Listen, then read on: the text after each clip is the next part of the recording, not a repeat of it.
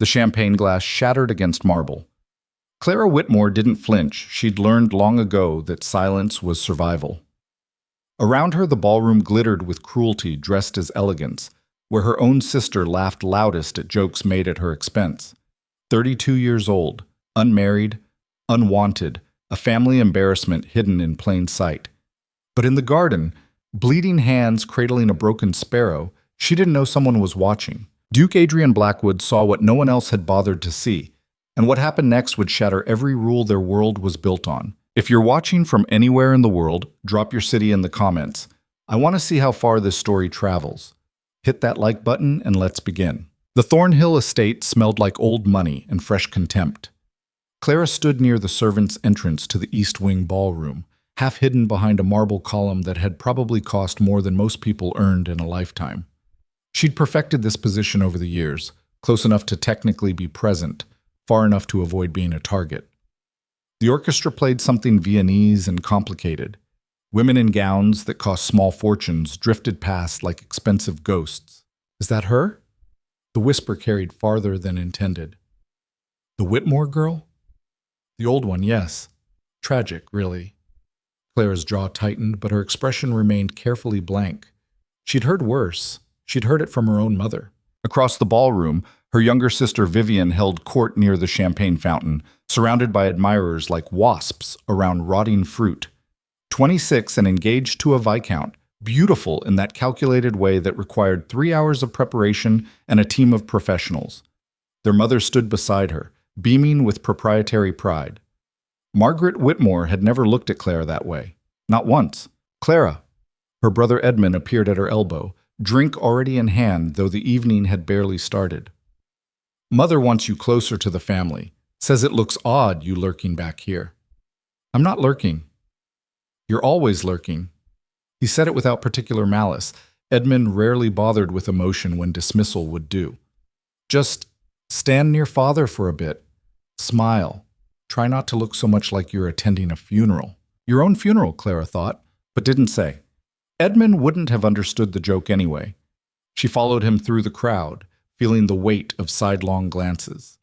The Whitmore family occupied a prime position near the main staircase, her father in conversation with Lord Ashford, her mother adjusting Vivian's already perfect hair, the family dog receiving more affection than Clara had gotten in a decade. There you are. Margaret's smile was sharp as a scalpel. Do try to look pleasant, darling. Lord Pemberton is here tonight. Is he? With his son, recently returned from abroad. The implication hung in the air like smoke. Perhaps you might... No. Margaret's expression froze. I beg your pardon? I said no, Mother. Clara kept her voice low, civil. Years of practice. The last time you engineered an introduction, the gentleman in question spent our entire conversation discussing his hunting dogs. When I mentioned I'd read the new translation of Cervantes, he asked if that was a type of wine. You're too particular, Margaret hissed. At your age, you can't afford to be particular. Vivian laughed, bright and artificial. Oh, Clara reads too much. Everyone knows it. Men don't want a wife who's cleverer than they are. Then those men are idiots, Clara said flatly. Vivian's eyes widened. Around them, conversation stuttered into silence. Margaret's face went the color of curdled milk. How dare you? Excuse me. Clara turned and walked away before her mother could finish. Her heart hammered against her ribs, but she kept her pace measured, controlled. Heads turned. Whispers spread like contagion. Let them talk. She pushed through the terrace doors into the garden beyond. The night air hit her face, cold and clean. Behind her, the ballroom buzzed with fresh scandal. Clara Whitmore making a scene. Clara Whitmore saying something inappropriate. Clara Whitmore, always so difficult. Her hands were shaking. She walked farther into the garden, past the ornamental hedges and the fountain where couples pretended to admire the stonework while actually negotiating marriage terms. The manicured paths gave way to wilder spaces, the parts of the Thornhill grounds that the gardeners only touched once a season. That's where she heard it. A small sound barely audible over the distant orchestra, a flutter and scrape. Clara stopped. There, half hidden beneath a rosebush, a bird. Some kind of thrush, she thought, though she'd never been particularly good with species. One wing bent at an unnatural angle. The creature struggled against the thorns that had trapped it, each movement making things worse. "Easy," Clara murmured. "Hold still." She crouched down, ignoring what the damp grass would do to her dress. The bird's eyes were bright with panic. Its heart beat so fast she could see it through the feathers. "I know," she said softly. "I know you're scared." The thorns had caught in the damaged wing. Clara worked carefully, her fingers gentle despite their trembling. A thorn scraped her palm, sharp enough to draw blood, but she didn't stop. The bird made a small sound, almost questioning. "Almost there." One more thorn. She eased it free, and the bird suddenly stilled. For a moment they looked at each other, woman and small broken thing, and Clara felt something crack open in her chest. "You can't fly like this," she told it. "But you're alive. That counts for something." She cupped her hands around the bird's body, careful of the wing. It didn't struggle. Maybe it understood, in whatever way birds understood things, that she was trying to help. "What are you doing?" Clara's head snapped up. A man stood on the path 10 feet away. Tall, broad-shouldered, dressed in formal evening wear that somehow looked wrong on him. Like a wolf in silk. Dark hair, darker eyes. He watched her with an intensity that made her want to check if she was bleeding somewhere vital. Clara's mind went blank.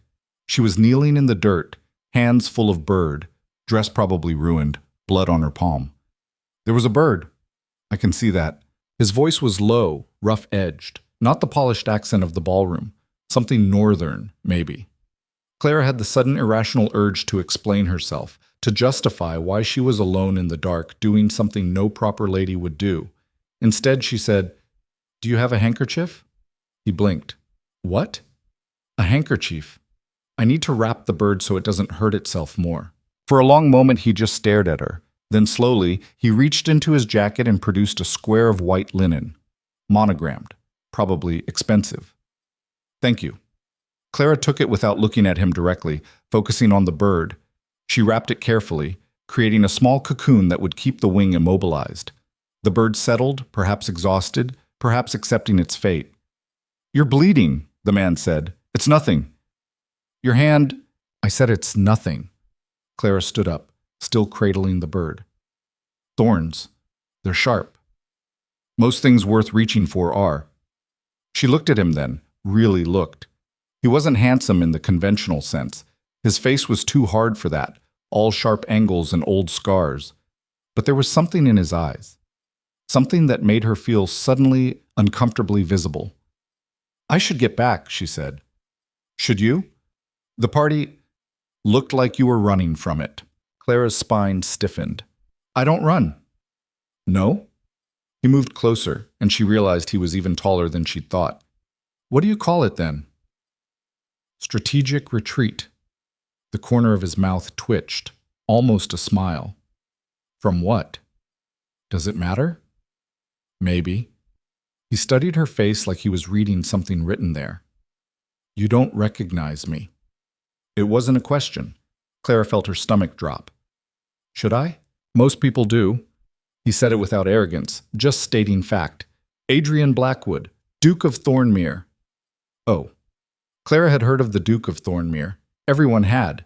He'd inherited young after his father died in some kind of accident, then disappeared north to manage lands nobody else wanted. Rumors said he was a brute, that he'd killed a man in a duel, that he kept to the wild borders because civilization couldn't stomach him. Looking at him now, standing in the darkness with earth on his boots and something predatory in his gaze, Clara thought the rumors might have undersold it. "I should—" she started. "What's your name?" The question stopped her. When had anyone asked her name? Really asked, like they wanted to know the answer. "Clara Whitmore." "Whitmore." He considered this. "Related to the peacock in the blue dress?" Despite everything, Clara almost laughed. "My sister, Vivian. She looks expensive." "She is." "And you?" Clara glanced down at herself, dirt-stained dress, bloody palm, bird in her hands like some kind of deranged offering. "I'm the other one." "The other one," Adrian repeated slowly. His eyes hadn't left her face. "Interesting." "Not really." I'll decide that. The certainty in his voice made something flutter in Clara's chest, not unlike the bird's heartbeat. She didn't know what to do with it.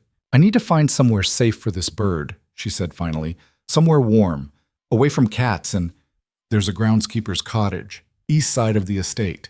Adrian gestured vaguely. Old man who raises pigeons. He'll know what to do. Thank you. She started to move past him, but he caught her wrist, not hard, just enough to stop her. His hand was calloused, warm through the silk of her glove. Why? He asked. Why what? Why save it? It's just a bird. Clara looked down at the small bundle in her hands. Its heart still beating, still alive, despite everything trying to kill it. Because nobody else would, she said quietly. Adrian's fingers tightened fractionally on her wrist. When she looked up, his expression had changed, something fierce and focused that made her breath catch. Go, he said, releasing her. Before someone comes looking. Clara fled. The groundskeeper, a weathered man named Thomas who smelled like tobacco and birdseed, took the thrush with gentle hands and a knowing look. You're the Whitmore girl, he said.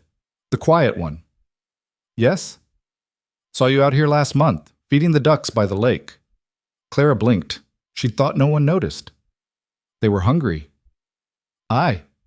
Thomas settled the bird into a small cage lined with soft cloth. This one'll live, I reckon. Wing'll heel crooked, but he'll fly again. After a fashion. That's all anyone can ask for, Clara said. Flying after a fashion. Thomas looked at her sharply, then nodded. You've got blood on your glove, miss. I know. Duke Blackwood's handkerchief, too, if I'm not mistaken. Clara's face heated. He was nearby. Was he now?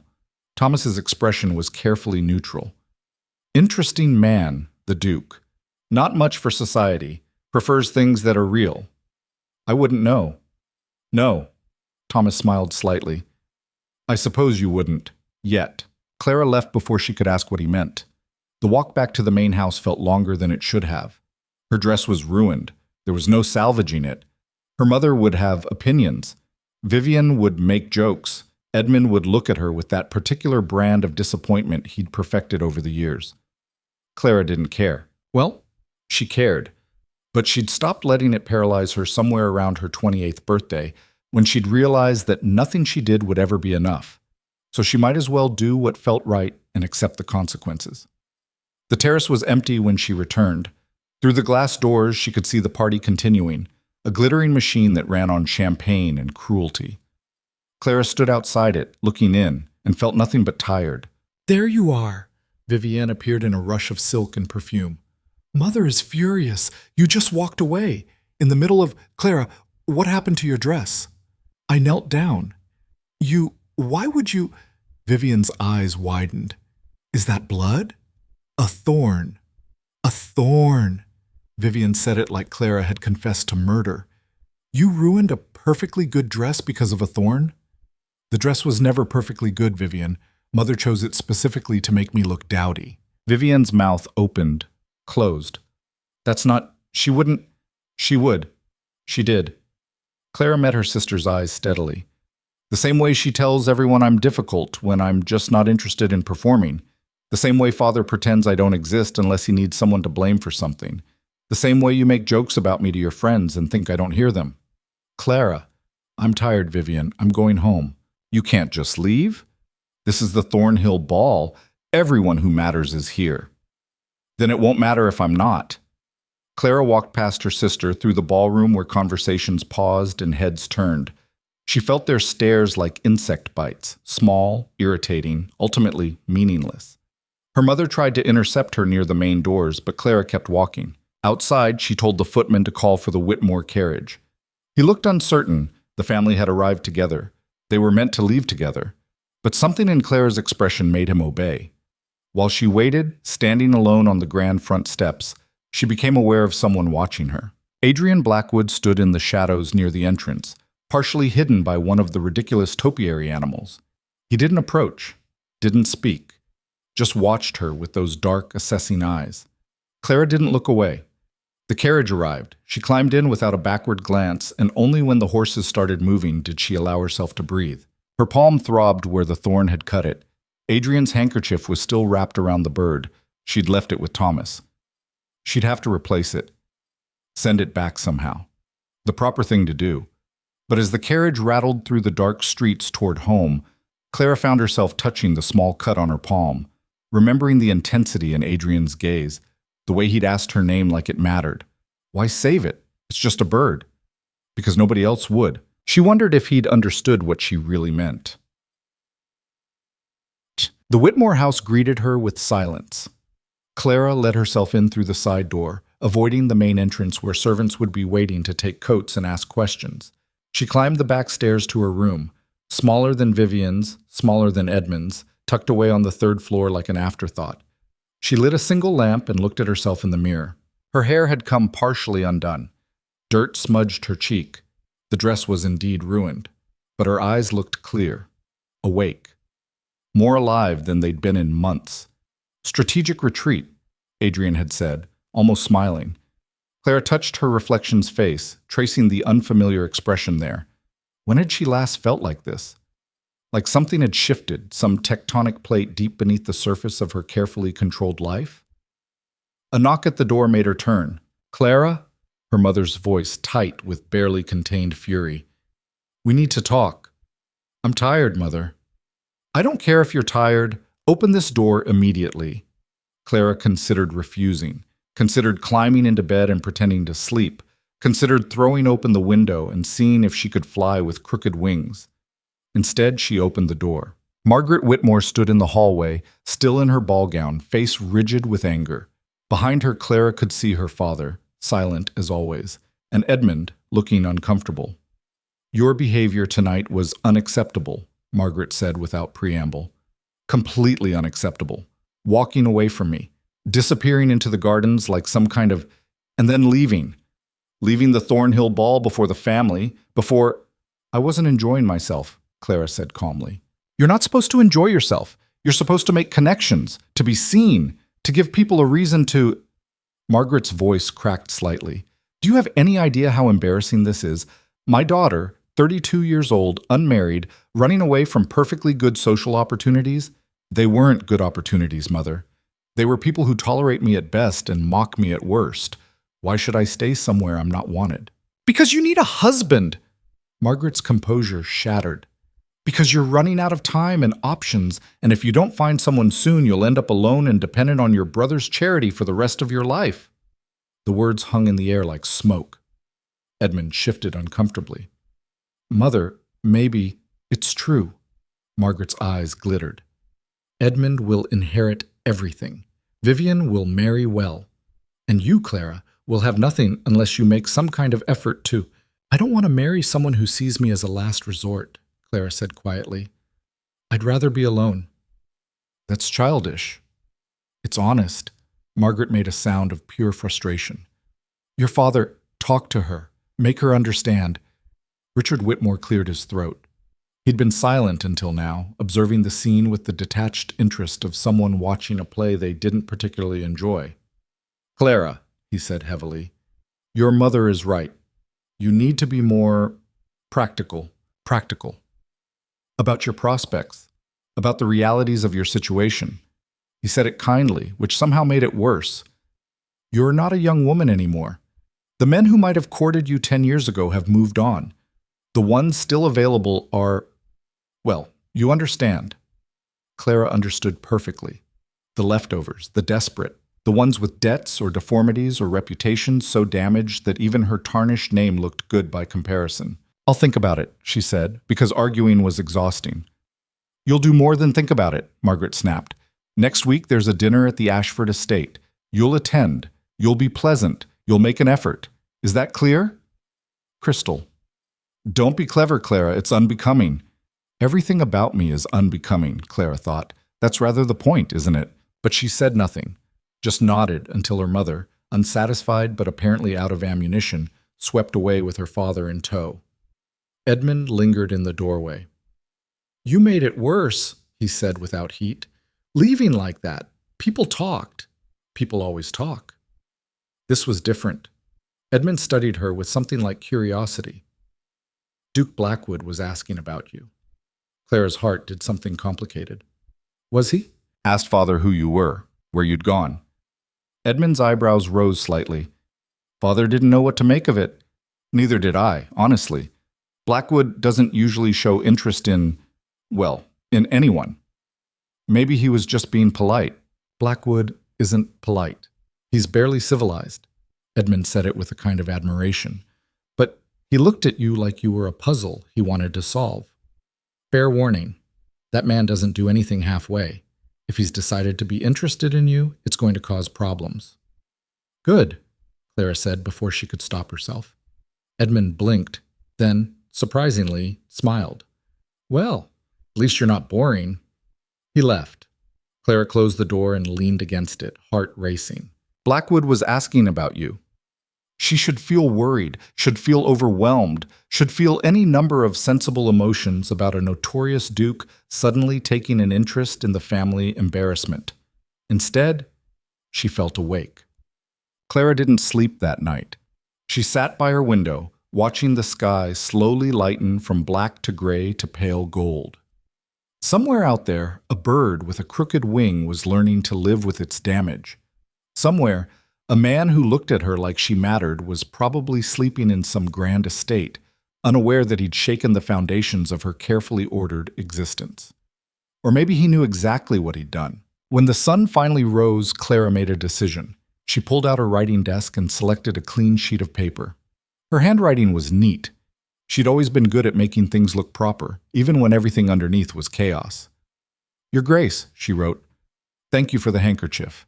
I regret that I left it with the groundskeeper, as it was being used to care for the injured bird. I will, of course, replace it at my earliest convenience. She paused, pen hovering over paper. What else? What did you say to a man who'd looked at you like you were worth seeing?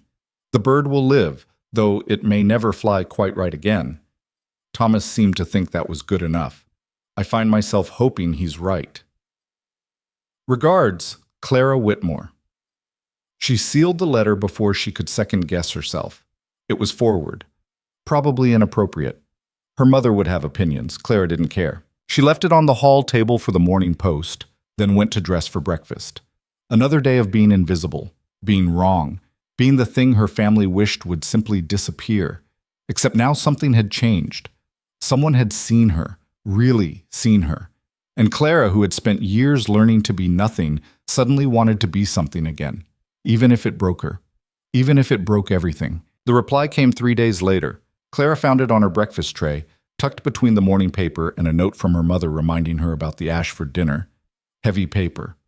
The Thornmere seal pressed into dark wax. Her hands shook as she broke it open. Miss Whitmore, keep the handkerchief. I have others.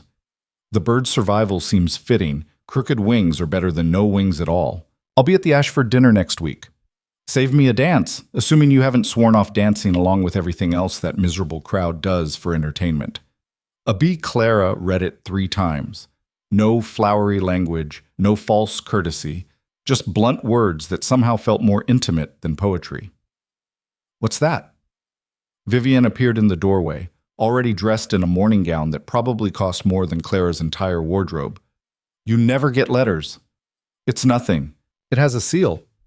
Vivian moved closer, eyes narrowing. That's the Thornmere crest. Why is the Duke of Thornmere writing to you? Clara folded the letter carefully. He's thanking me for something. For what? None of your business. Vivian's mouth fell open. She wasn't used to Clara pushing back. None of them were. I'm going to tell Mother. Tell her what? That someone sent me a polite note? I'm sure she'll be devastated. You're being strange. Vivian studied her with genuine confusion. Ever since the Thornhill ball, you've been different. Maybe I'm tired of being the same. Clara left before her sister could respond. She climbed to her room and tucked the letter into her desk drawer, beneath old ribbons and broken jewelry she'd never bothered to repair. Save me a dance. As if it were simple. As if asking Clara Whitmore to dance wouldn't cause exactly the kind of spectacle her family spent their lives avoiding. She should write back. Decline politely. Explain that she didn't dance, didn't draw attention to herself, didn't do anything that might make people look at her twice. Instead, she found herself opening her wardrobe. Everything inside was carefully chosen to be forgettable. Muted colors, simple cuts, dresses designed to help her blend into wallpaper. Margaret had stopped buying Clara fashionable things years ago. No point wasting money on someone who wouldn't attract a husband anyway. Clara pulled out the least offensive option, a dark green dress with a high neck and long sleeves. It did nothing for her complexion. Made her look sallow and tired. Perfect. Except now she looked at it and felt something twist in her chest. Anger, maybe. Or just exhaustion at being invisible for so long that she'd forgotten what it felt like to want to be seen. She shoved the dress back and closed the wardrobe doors. The week crawled by. Margaret obsessed over the Ashford dinner like a general planning a military campaign. Vivian needed a new dress. Edmund needed to make connections with Lord Ashford's son. Clara needed to not embarrass anyone. "Just smile," her mother instructed on the morning of the dinner. "Be pleasant. Lord Pemberton's nephew will be there, recently widowed, looking for a sensible wife. This could be your chance." "How romantic," Clara said. "A widower looking for someone sensible." Margaret's eyes flashed. "At your age, romance is a luxury you can't afford." "Then maybe I'll stay poor." Clara, "I'll be pleasant, Mother. I'll smile. I'll do everything you want." Clara met her mother's gaze steadily. "But I won't pretend to be interested in a man who sees me as a convenient replacement for his dead wife." Margaret looked like she wanted to argue, but something in Clara's expression stopped her. "Just try, please." The vulnerability in that last word hit harder than any criticism. Clara realized with sudden uncomfortable clarity that her mother was scared of what would happen to her unmarriageable daughter, scared that Clara would end up alone and dependent, a burden on Edmund's future family. "I'll try," Clara said quietly. It wasn't a lie. She would try, just not for a widower looking for sensible. The Ashford estate sprawled across the countryside like a monument to excess. Clara arrived with her family in a carriage that suddenly felt too small, too intimate. Vivian chattered about the guest list. Edmund checked his pocket watch. Margaret adjusted her gloves compulsively. Richard Whitmore stared out the window, silent as stone. "Remember," Margaret said as they pulled up to the entrance, "we're a family. We present a unified front. We're a performance," Clara thought, "and I'm the understudy nobody wanted." The entrance hall glittered with candlelight. Servants in pristine livery guided guests toward the main drawing room. Clara recognized half the faces, the same people from the Thornhill Ball, the same people from every social gathering she'd endured for the past decade. And there, standing near the fireplace like he was considering setting something on fire, was Adrian Blackwood. He saw her immediately. His gaze cut across the room with the precision of a blade, found her in the crowd, and held. Clara felt that look in her spine. "Is that Blackwood?" Edmund murmured. "What's he doing here? Thought he hated these things." "Maybe he's expanding his social circle," Vivian said sweetly. Then louder, "Oh, look, there's Viscount Hartley. I should say hello." She swept off, leaving Clara standing with her brother. Edmund watched Adrian with obvious curiosity. "He's still watching you," Edmund observed. "That's unusual. Maybe he's bored." "Blackwood doesn't get bored. He gets dangerous." Edmund glanced at her. "You should be careful." "Of what?" "Of getting involved with someone like that. He's not, Clara, he's not one of us.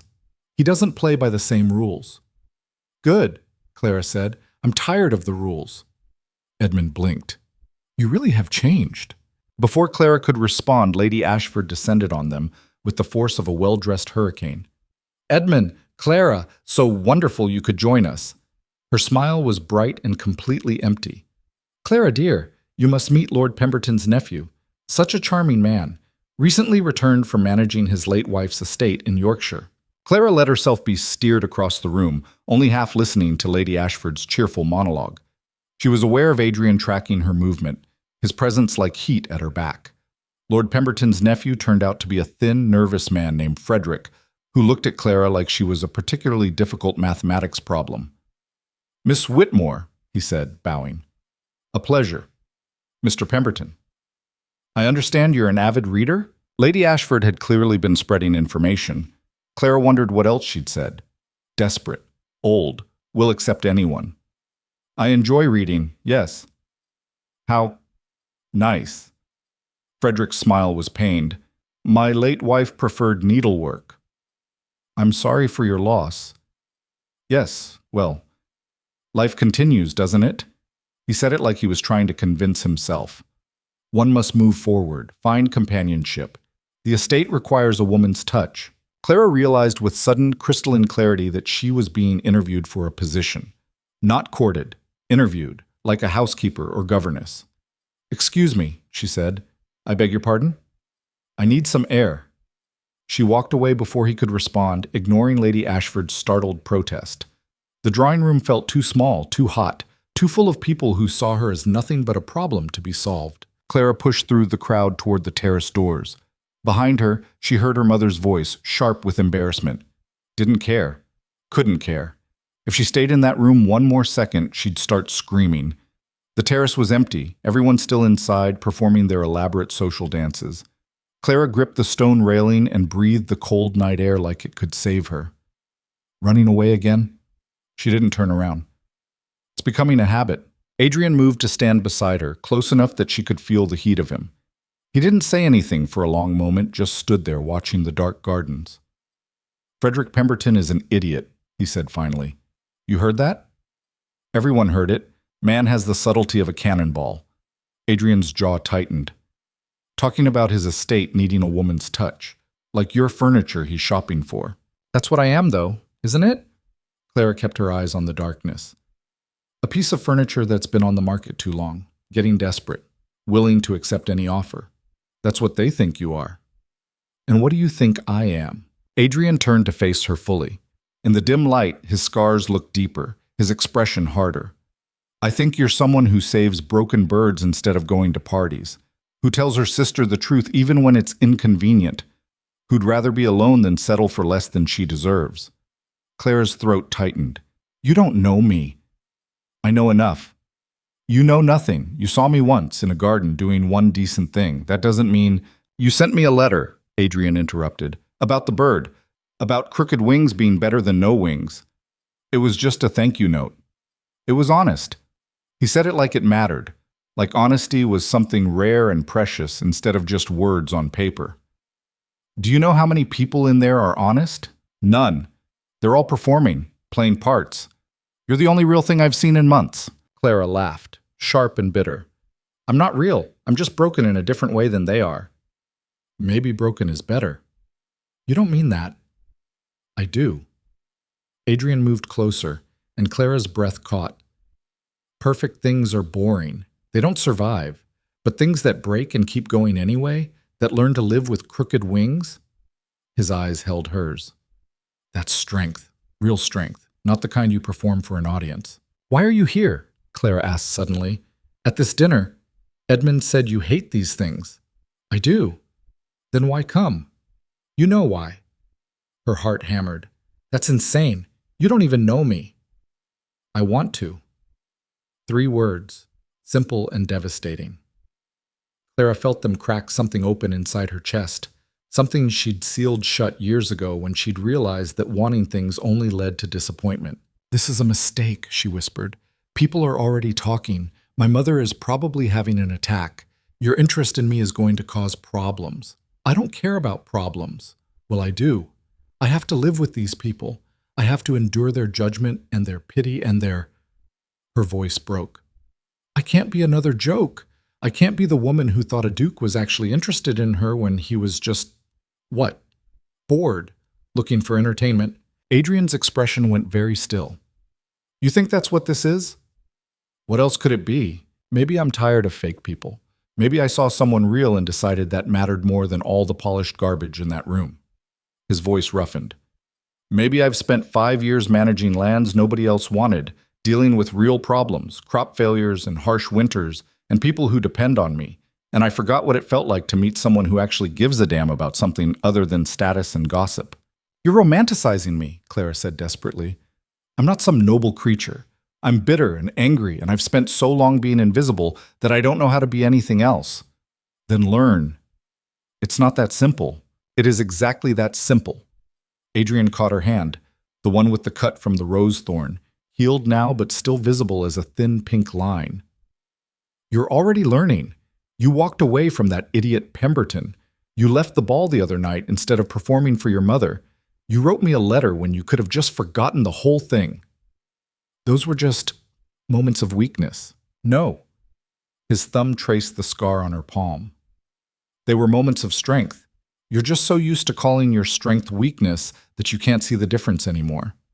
Clara wanted to pull away, wanted to run back to her safe invisibility, wanted to stop feeling this terrifying, exhilarating sensation of being seen. Instead, she said, "You asked me to save you a dance." "I did. I'm a terrible dancer." "I don't care. People will talk. Let them." She looked up at him, this hard, scarred man who'd appeared in her life like a storm and refused to leave. "Why me?" "Why not you?" That's not an answer. Adrian smiled, a real smile, not the half gesture she'd seen before. "Maybe I don't have a good answer. Maybe I just know what I want when I see it, and I'm too old and too tired to pretend otherwise." Inside, the dinner bell rang. Guests would be moving toward the dining room. Her mother would be looking for her. Frederick Pemberton would probably tell everyone how she'd walked away mid-conversation, proving once again that Clara Whitmore was difficult and strange. "One dance?" Clara heard herself say. "After dinner. One dance and then you leave me alone." "No." She blinked. "No? One dance," Adrian agreed, "and then we see what happens next. I don't make promises I don't intend to keep." Before Clara could respond, he lifted her hand and pressed his lips to her knuckles, a gesture both old-fashioned and somehow shocking in its directness. Then he released her and walked back toward the terrace doors. "Coming?" he asked without turning around. Clara followed. The dining room was a masterpiece of excessive decoration, gold-rimmed plates, crystal glasses, flower arrangements that probably cost more than most people's monthly wages. Clara found herself seated between Edmund and an elderly lord who spent the entire first course describing his digestive issues in detail. Adrian sat across the table and 3 seats down, far enough to be proper, close enough that she felt his gaze every time she looked up. Vivian, seated near Lady Ashford, kept shooting Clara curious glances. Frederick Pemberton looked hurt and confused. Margaret Whitmore's expression could have curdled milk. "You're causing a scene," Edmund murmured. "Just sitting here. You're causing a scene. I'm eating soup. Blackwood hasn't looked away from you since we sat down. People are noticing." "Then they have too much time on their hands." Edmund almost smiled. "When did you get brave?" "I'm not brave. I'm just tired of being scared." The meal dragged on, course after course of food Clara barely tasted. Conversation swirled around her like smoke. Lady Ashford held court at one end of the table, talking about the upcoming season. Lord Pemberton discussed politics with Clara's father. Vivienne charmed everyone within hearing distance, and Adrian watched Clara like she was the only person in the room. When the dessert course finished, Lady Ashford stood. "Shall we retire to the music room? Lady Pemberton has agreed to play for us, and I believe there may be dancing." The women rose in a rustle of silk.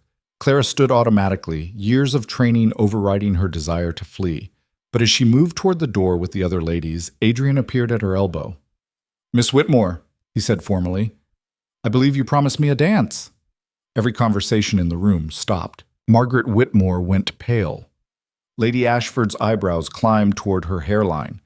Vivian looked like someone had slapped her. Clara felt a moment of pure panic. This was it. The moment where she could retreat, laugh it off, claim a misunderstanding, go back to being invisible. "I did," she heard herself say. "Though I warned you, I'm terrible at it." Adrian's eyes gleamed. "I'll take my chances." He offered his arm. Clara took it, feeling the solid muscle beneath the fine fabric of his jacket, feeling everyone's eyes on them as they walked together toward the music room. Behind them, the whisper started. "Did you see Blackwood and the Whitmore girl? Never shown interest in anyone. She must be thrilled. Won't last, of course." Clara's fingers tightened on Adrian's arm. He covered her hand with his, steady and warm. "Ignore them," he said quietly. "Easy for you to say. You're a duke. I'm just what? The family embarrassment learning to dance with someone out of her league. I'm not out of your league. Adrian guided her into the music room where Lady Pemberton was already settling at the piano. I'm exactly in it. We're both terrible at pretending to be something we're not. Other couples began forming on the dance floor, Vivienne with Viscount Hartley, Lady Ashford's daughter with some baron's son. All of them moving with practiced grace, performing the steps they'd learned since childhood. Adrian pulled Clara into position. His hand settled on her waist, firm and possessive. Her palm rested on his shoulder. She could feel the tension in his muscles, the coiled strength beneath the formal clothing. I really am a terrible dancer, she said. Then we'll be terrible together. The music started. A waltz, traditional and safe. Around them, couples began to move in synchronized elegance. Adrian stepped forward. Clara followed half a beat too late, stumbled slightly, felt her face heat with embarrassment. Relax, Adrian murmured. This isn't a performance. Everything is a performance.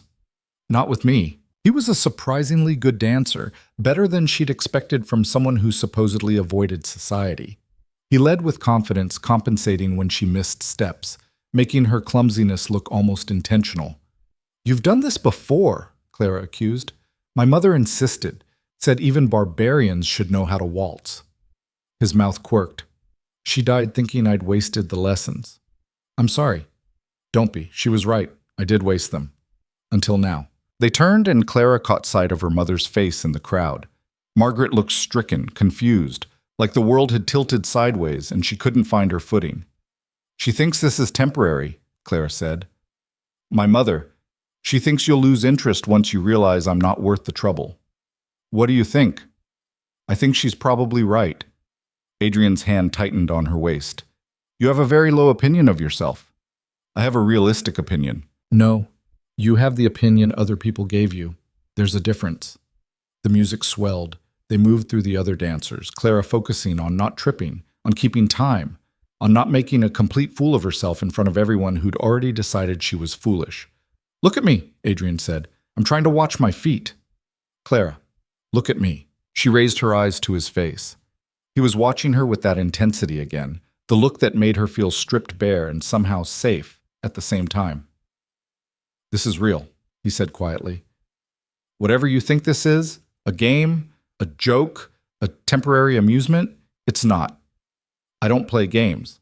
I don't have time for temporary. When I decide I want something, I commit. You barely know me.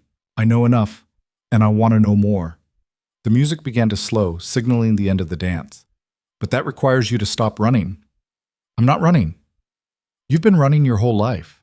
From your family, from people who hurt you, from the possibility that someone might actually value you. Adrian pulled her closer as the final notes played. I'm asking you to stop, just for a while. See what happens when you stand still. The music ended. Around them, couples separated, applauding politely. Clara stood frozen, Adrian's words echoing in her head. See what happens when you stand still. She'd spent so long being invisible, being nothing, that she'd forgotten there were other options. But standing here in Adrian's arms, feeling the weight of everyone's stares, she realized something terrifying. She wanted to be seen, not despite the danger, because of it. One more dance, she whispered. Adrian's smile was fierce and triumphant. As many as you want. But before the next song could start, Frederick Pemberton appeared at Adrian's shoulder.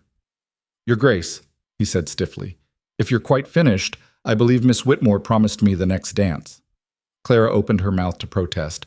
She'd promised no such thing, but Adrian spoke first. She's occupied, he said flatly. Frederick's face reddened. I'm sure Miss Whitmore can speak for herself. She can, but she doesn't need to. Adrian's voice went cold. Find another partner, Pemberton. Now see here, sir. Go. Away. The words were quiet, but carried absolute authority. Frederick took a step back, looking between them with growing outrage. This is highly irregular, he sputtered. Miss Whitmore, surely you— I'm occupied, Clara said clearly. As the Duke said. Frederick's mouth fell open. Behind him, Clara saw her mother start forward, probably to smooth things over, to apologize for Clara's rudeness. But Richard Whitmore caught his wife's arm, holding her back. Their eyes met across the room, father and daughter. Richard's expression was unreadable, but he gave a small nod. Permission? Approval? Understanding? Clara didn't know. Didn't care. She turned back to Adrian as the music started again. That wasn't very polite, she said. I'm not very polite. My mother is going to have a fit. Let her. They danced again. And again. Clara lost count of how many times, 3, 4, knowing only that each dance felt easier than the last. She stopped watching her feet, stopped worrying about the whispers, stopped being afraid. And when Adrian finally escorted her off the dance floor, his hand warm on the small of her back, she felt something she hadn't felt in years. Hope. It terrified her. Walk with me, Adrian said as other guests began departing. In the garden. That's completely inappropriate. I know. Clara glanced around the room. Her mother was in intense conversation with Lady Ashford. Edmund watched them with barely concealed curiosity. Vivian looked like she'd swallowed something sour. 5 minutes, Clara said. Then I have to go back. Then we'll make them count. The garden was cold and dark, lit only by lanterns hung along the main paths. Adrian led her away from the lights, toward the wilder sections where hedges grew tangled and unchecked. You're trying to ruin me, Clara said without real accusation. I'm trying to know you. Same thing, in their eyes. I don't care about their eyes. Adrian stopped walking and turned to face her. Tell me something true. Something you've never told anyone. Clara's heart raced. Why? Because I'm tired of shallow. Because everyone in that room would rather die than be honest. Because you're the first person I've met in years who might actually tell me the truth if I ask for it. She looked at him. This strange, intense man who'd crashed into her life and refused to leave. What do you want to know? Anything. Everything. Start anywhere. Clara took a breath. Let it out slowly. I used to pray I'd wake up beautiful when I was younger. I thought if I just wished hard enough, I'd transform into someone my family could be proud of, someone worth looking at. And I realized around 16 that it wasn't going to happen, that I'd always be the plain one, the awkward one, the one they apologized for. She smiled bitterly.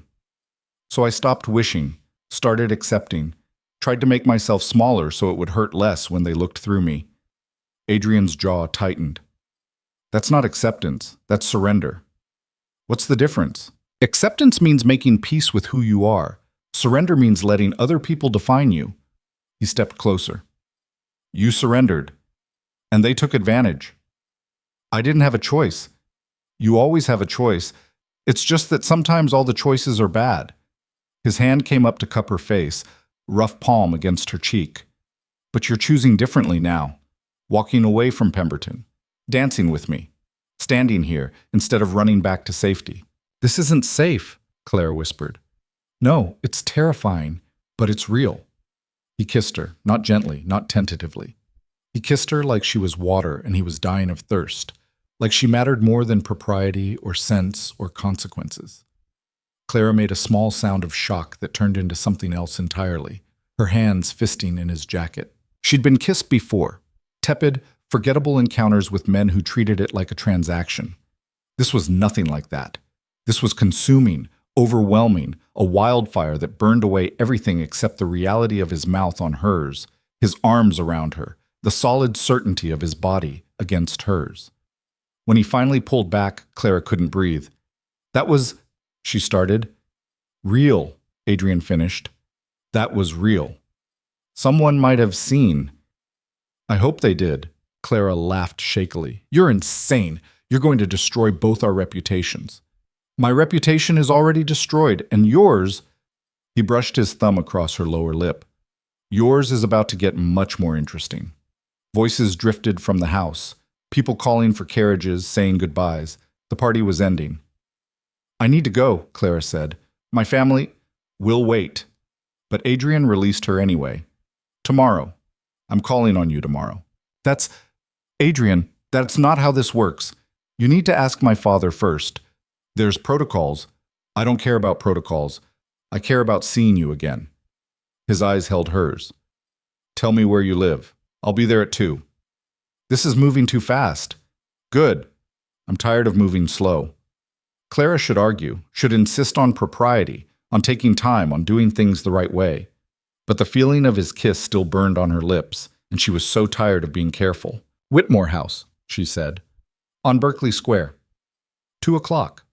My mother will have opinions. I'm counting on it.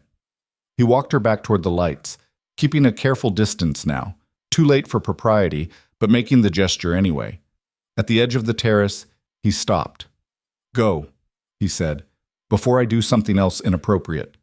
Clara went. She found her family near the entrance. Margaret in intense whispered conversation with Richard, while Vivian watched with wide eyes. They all stopped talking when Clara appeared. We're leaving, Margaret said tersely. Now. In the carriage, no one spoke for the first 5 minutes. Then Margaret turned to Clara with an expression hovering between fury and confusion. What have you done? I danced. You did more than dance. Clara, the Duke of Thornmere danced with you 4 times. 4. Do you understand what that means? That he's bad at counting? Don't be flippant. Margaret's voice cracked. People are talking. They're saying he's courting you, that he's... She stopped, struggling for words. This doesn't make sense. Men like Blackwood don't pursue women like you. The words landed like stones. Clara felt them hit, felt the old familiar pain of being not enough, never enough. But then she remembered Adrian's hands on her waist, his mouth on hers. You're the only real thing I've seen in months. Maybe he's different, Clara said quietly. Different how? Maybe he sees something you don't. Margaret stared at her like she'd spoken a foreign language. In the corner, Vivian made a small sound, not quite a laugh, not quite a sob. Edmund broke the silence. He's calling on us tomorrow, sent word to Father while you were in the garden. Clara's heart jumped. He did? 2 o'clock, Father accepted. Edmund's expression was carefully neutral. This is really happening, isn't it? I don't know, Clara admitted. I don't know what this is. Richard Whitmore finally spoke, his voice heavy. The Duke of Thornmere is one of the most powerful men in England. If he's decided to pursue you, Clara, we can't stop him, but we can't protect you either. He met her eyes in the dim carriage light. Whatever this is, you're on your own. It should have frightened her, should have made her want to retreat, to refuse Adrian's visit, to go back to safe invisibility. Instead, Clara felt something fierce and bright unfurl in her chest. Good, she said. I'm tired of needing protection. The carriage rolled on through the dark streets. Outside, the city slept. Inside, Clara sat with her family, these people who'd spent years teaching her she was worthless, and felt the first real stirrings of power. Tomorrow, Adrian would come. Tomorrow, everything would change. And for the first time in her life, Clara wasn't afraid of change.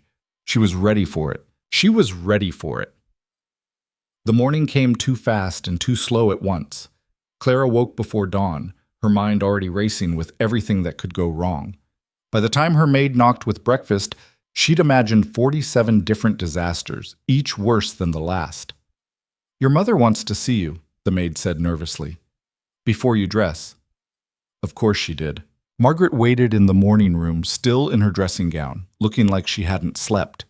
The newspaper lay open on the table in front of her, the society section. Have you seen this? She didn't look up. Clara moved closer. There, in careful script beneath a drawing of Lady Ashford's music room, was a small paragraph. The Duke of Thornmere made a surprising appearance at last evening's dinner, where he was observed in extended conversation with Miss C. Whitmore, elder daughter of Mr. Richard Whitmore. The Duke danced with the lady no fewer than 4 times, a marked preference that has set tongues wagging. Could Thornmere's famous reclusiveness be coming to an end? Society watches with interest. It's already started, Margaret said quietly. The speculation, the gossip. I didn't ask for any of this. Didn't you? Margaret finally looked up, and Clara was startled to see something other than anger in her mother's face. Fear, maybe, or exhaustion. You danced with him, multiple times. You went into the garden with him, Clara. People saw. Nothing happened. The lie tasted bitter. Everything had happened. It doesn't matter what happened. It matters what people think happened. Margaret stood, pacing to the window. Lord Pemberton sent word this morning. Frederick is withdrawing his interest. Says you've clearly made other arrangements. Good. I didn't want him anyway. That's not the point. Margaret's voice cracked. Don't you understand? If Blackwood loses interest now, if this is just some temporary fascination, you'll be worse than unmarriageable. You'll be ruined. No respectable man will touch you after a duke has publicly claimed you and then walked away. Clara felt something cold settle in her stomach. He won't walk away. You can't know that. I can. I do. Based on what? One evening? A few dances? Margaret turned to face her fully. Clara, men like Blackwood don't marry women like you. They amuse themselves for a season, maybe two, and then they move on to someone younger, prettier, more. Stop. Clara's hands clenched into fists. Just stop. I know what you think of me. I've known for years, but Adrian... Adrian? Margaret's eyebrows shot up. You're using his given name now? The slip had been unconscious. Clara felt heat climb her neck but refused to back down. He asked me to. When were you alone long enough for him to... Margaret closed her eyes. The garden. You were alone with him in the garden, and he... Clara, what did you do? I talked to him, that's all, just talked. Another lie. But the truth, he kissed me like I was the only thing in the world that mattered.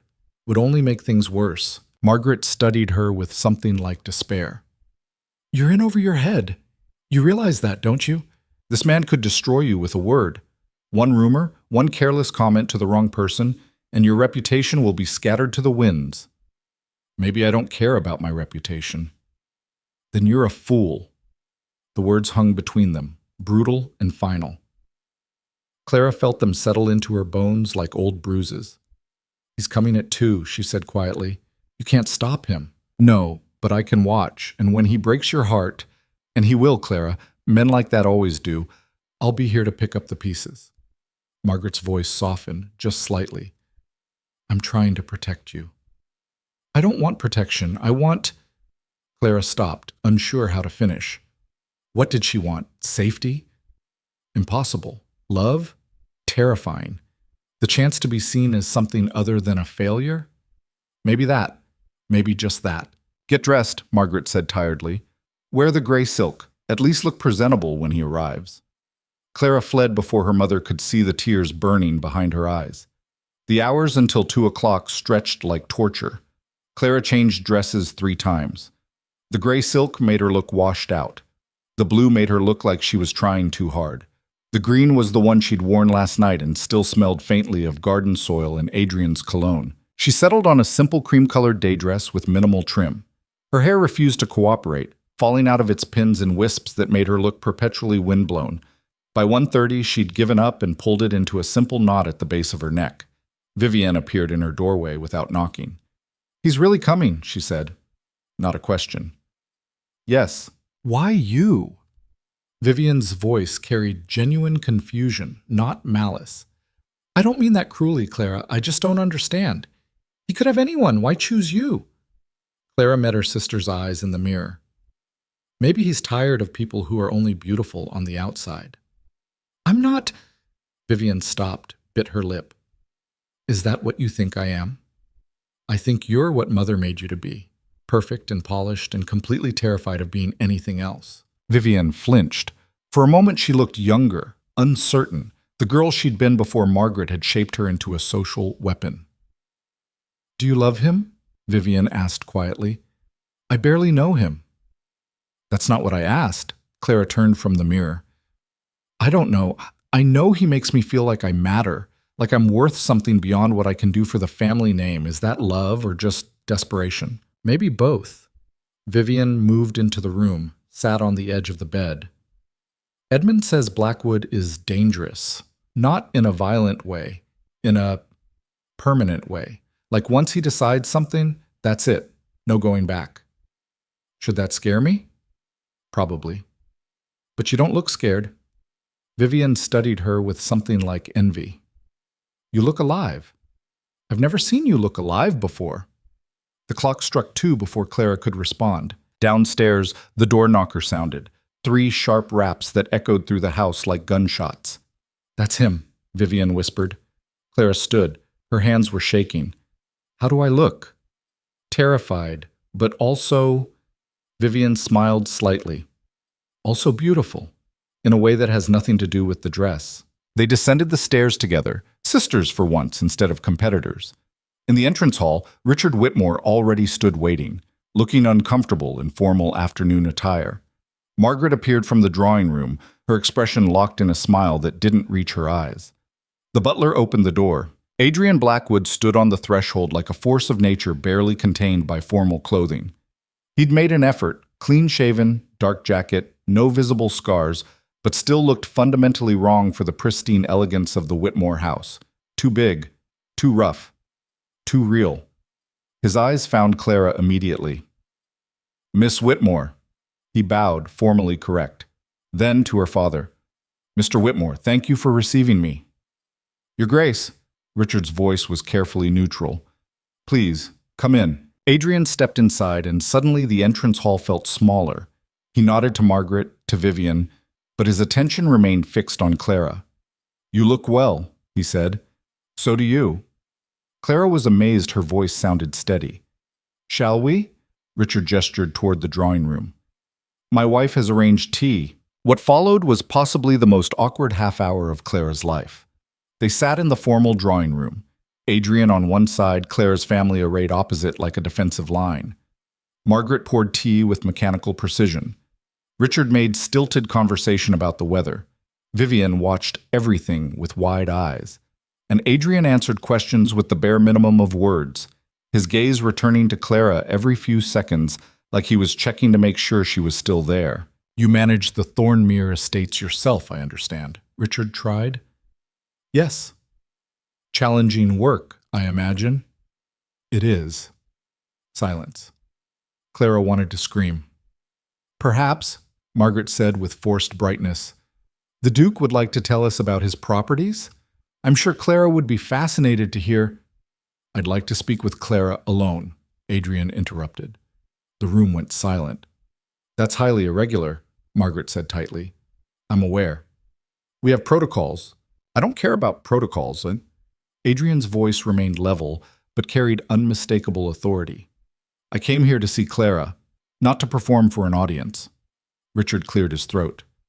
"Your Grace, surely you understand our position. Clara is unmarried. You are planning to change that." Adrian looked directly at Richard. "If she'll have me." The words dropped like stones into still water. Margaret made a sound between a gasp and a sob. Vivian's hand flew to her mouth. Richard went very still. Clara couldn't breathe. "You," Margaret started, "you can't possibly. After one evening, this is absurd." "Is it?" Adrian finally looked away from Clara, fixing Margaret with a gaze that could cut glass. "Your daughter is intelligent, compassionate, and honest. She values real things over performance. She saved a broken bird instead of worrying about her dress. In my experience, those qualities are rare, worth pursuing, worth—" He paused. "Worth everything." "You don't know her," Margaret said desperately. "I know enough, and I want to know more, which is why I'm asking for time alone with her. Chaperoned, if you insist, but alone." Richard and Margaret exchanged glances. Some wordless conversation passed between them, Margaret's panic meeting Richard's calculation. 10 minutes, Richard said finally. "In the garden. Vivian will accompany you, at a distance." It wasn't what Adrian wanted. Clara could see the frustration in his jaw, but he nodded. "Acceptable." They stood. Clara's legs felt unsteady, but she managed to walk without stumbling. Vivian followed several paces behind as Adrian guided Clara through the terrace doors into the small back garden. The moment they were out of immediate earshot, Adrian turned to her. "I'm handling this badly," he said. "You're handling it like yourself." "Which is badly?" His hand came up, almost touched her face, then fell. Clara, I can't play their games. I tried. Just now sitting there pretending to care about tea and weather when all I wanted was to—" He stopped, jaw working. "I told your father I'm planning to marry you." "I heard." "I didn't ask you first." "No. That was wrong of me." Adrian looked genuinely troubled. "I should have asked, should have courted you properly, given you time to decide. But the thought of going through months of these formal visits, of dancing around the truth while your mother tries to talk you out of it, and society places bets on how long until I lose interest." His hands clenched. "I can't do it. I won't." "So what are you proposing?" Clara's voice came out steadier than she felt. You announce your intentions before I've even agreed to see you again? I'm proposing honesty. I want you. I've wanted you since I saw you bleeding in a garden to save something broken.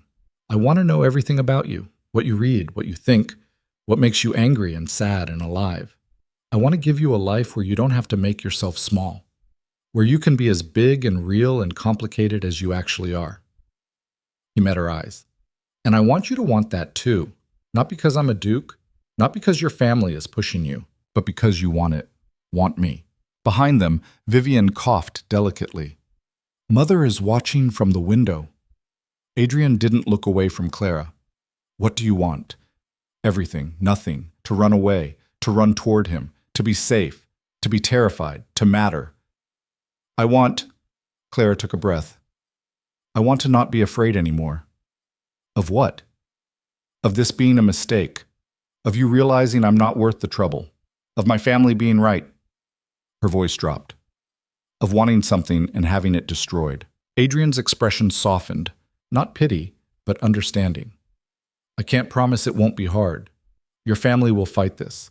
Society will talk. There will be people who say terrible things about both of us. He stepped closer.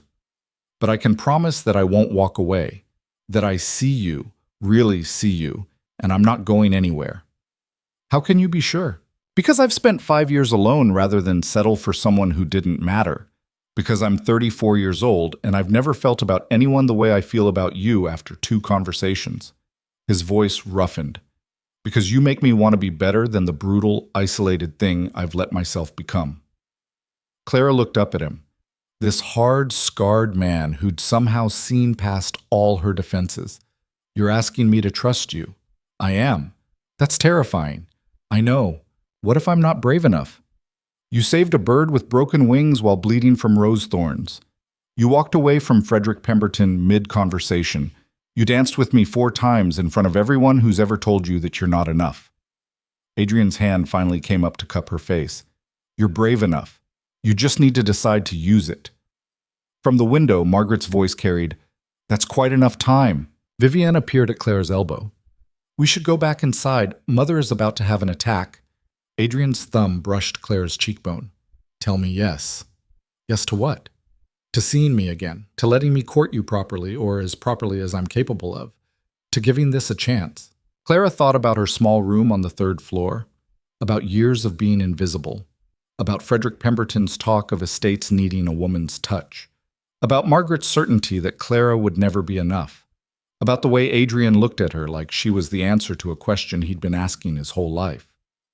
Yes, she whispered. His smile was fierce and bright and completely transformative. Good.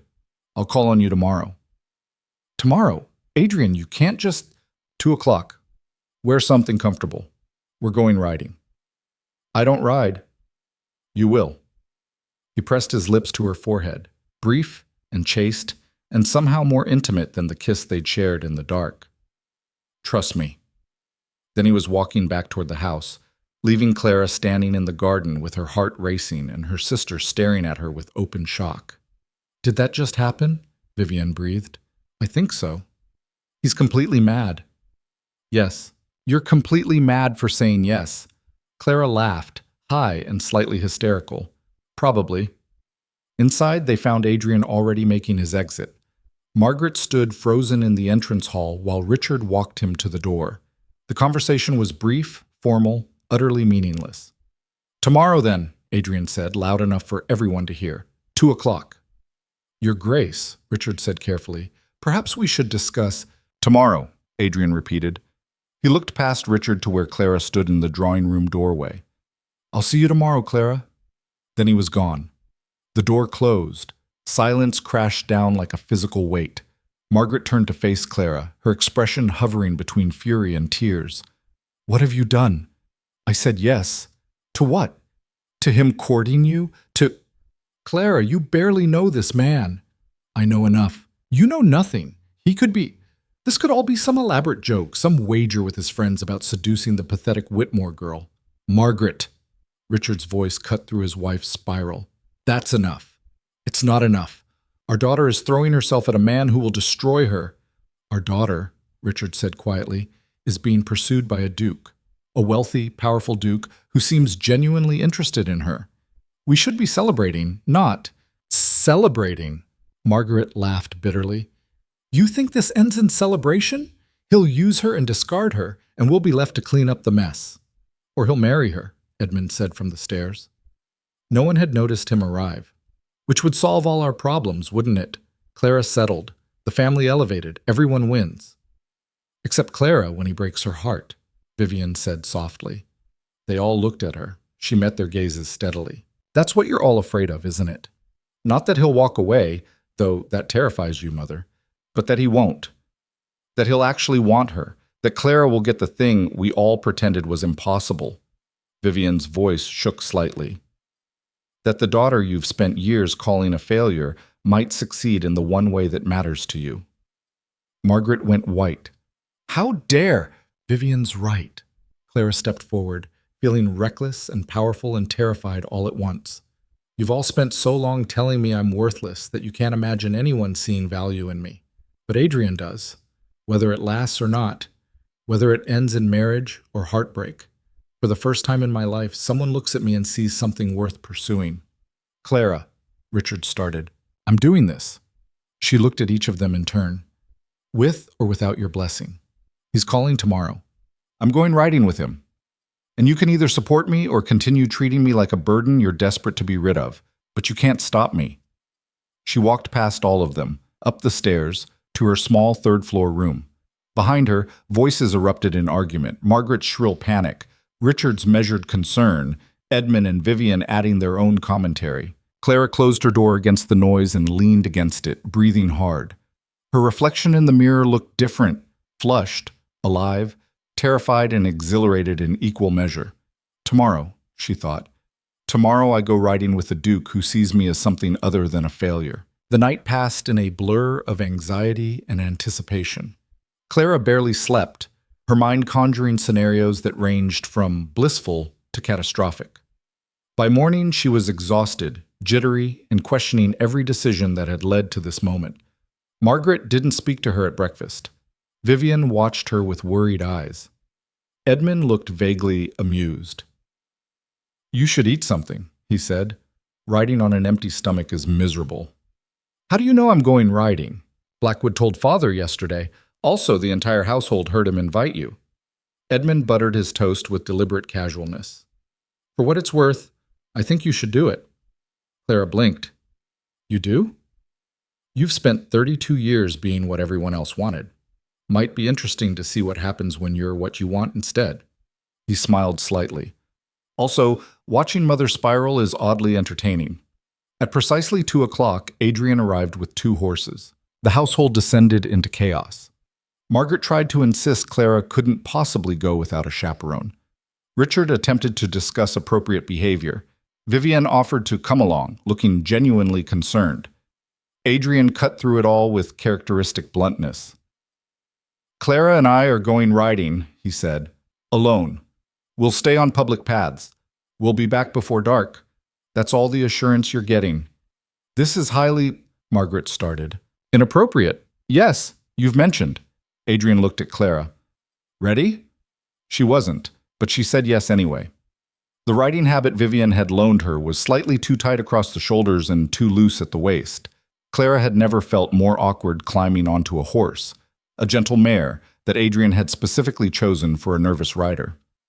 Relax, he said, swinging onto his own mount with easy grace. She won't throw you.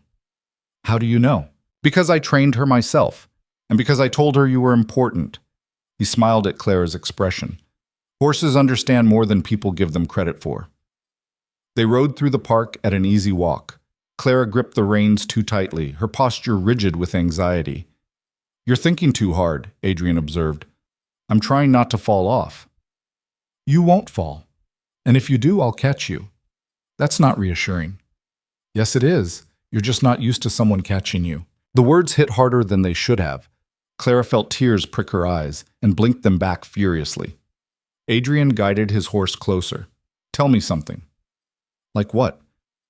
Like why you're so convinced this will fail? Clara laughed shakily. Because everything else has? Because my entire life has been one long lesson in not getting my hopes up? That's history, not destiny. Easy for you to say. You're a duke. You can do whatever you want, and I want you. He said it simply, like it was the most obvious thing in the world. Does that not count for something? It counts for everything. That's what terrifies me. They rode in silence for a while, the horses' hooves soft against the dirt path. Around them, the park spread green and peaceful, a pocket of calm in the city's chaos. My father died when I was 29, Adrian said suddenly. Hunting accident, stupid and preventable. One minute he was there, the next he was gone, and I inherited everything, the title, the lands, the responsibilities. He stared ahead, jaw tight. I was supposed to marry, find some appropriate girl, produce heirs, continue the bloodline. That's what everyone expected. Clara waited. I couldn't do it. Every woman I met was performing, playing a part, saying what they thought I wanted to hear. His hands tightened on the reins. I got so tired of fake that I stopped trying, went north, focused on the estates, convinced myself I didn't need anything else. What changed? I saw you bleeding in a garden to save something that didn't matter to anyone but you. Adrian looked at her, and I realized I'd been lying to myself. I did need something else. I needed real. I'm not some symbol of authenticity, Clara said quietly. I'm just a woman who's been beaten down so thoroughly that I don't have the energy to pretend anymore. Maybe that's the same thing. It's not. One is noble, the other is just tired. Then be tired with me. Adrian reached across the space between their horses and caught her hand. Be real with me. Be whatever you actually are instead of what everyone else demands. That's all I'm asking. Clara looked down at their joined hands, his large and calloused, hers small and trembling. What if what I actually am disappoints you? Impossible. You can't know that. I can. Because disappointment comes from unmet expectations, and I don't expect you to be anything but yourself. His thumb stroked her knuckles. Whatever that looks like. A group of riders appeared on the path ahead, young men out for an afternoon ride. They slowed when they saw Adrian, murmuring among themselves. Is that Thornmere? With a woman? Never seen him with anyone. Adrian ignored them completely, his attention fixed on Clara. But she felt their stares like brands, marking her as something unexpected and probably unwelcome. They're talking about us, she whispered. Let them. Adrian, look at me. She did. His eyes were fierce and steady. They don't matter. Their opinions don't matter. The only thing that matters is whether you want this. Whether you want me, enough to deal with the gossip and judgment and general stupidity that comes with defying expectations. That's a lot to ask. I know, but I'm asking anyway. The riders passed, still staring. Clara could imagine the conversations they'd have, the rumors they'd spread. Thornmere and the Whitmore girl. Can you imagine? What does he see in her? Yes, she said. Adrian blinked. Yes? Yes, I want this, want you, enough to deal with the stupidity. Clara squeezed his hand. Even though it terrifies me, even though I'm convinced I'll wake up tomorrow and you'll realize this was all a mistake, even though… He kissed her, right there, on horseback, in the middle of the public park with riders passing and other people watching. He leaned across the space between their horses and kissed her like she was oxygen and he'd been drowning. When he pulled back, Clara's entire body felt electrified. That, Adrian said roughly, was not a mistake. We're in public. I noticed. People saw. Good. He released her hand reluctantly. Now they know I'm serious. They rode farther into the park, away from the main paths. Adrian pointed out landmarks, told her stories about learning to ride as a boy, made her laugh with self-deprecating tales of falling off horses and breaking bones. Clara found herself relaxing. The horse moved beneath her in a steady rhythm. The sun warmed her shoulders. And Adrian looked at her like she hung the moon, even when she admitted she'd never been farther than 50 miles from the city, even when she confessed she was terrified of heights and couldn't swim and had once fainted at a formal dinner because her corset was laced too tight. I fainted once too, he said.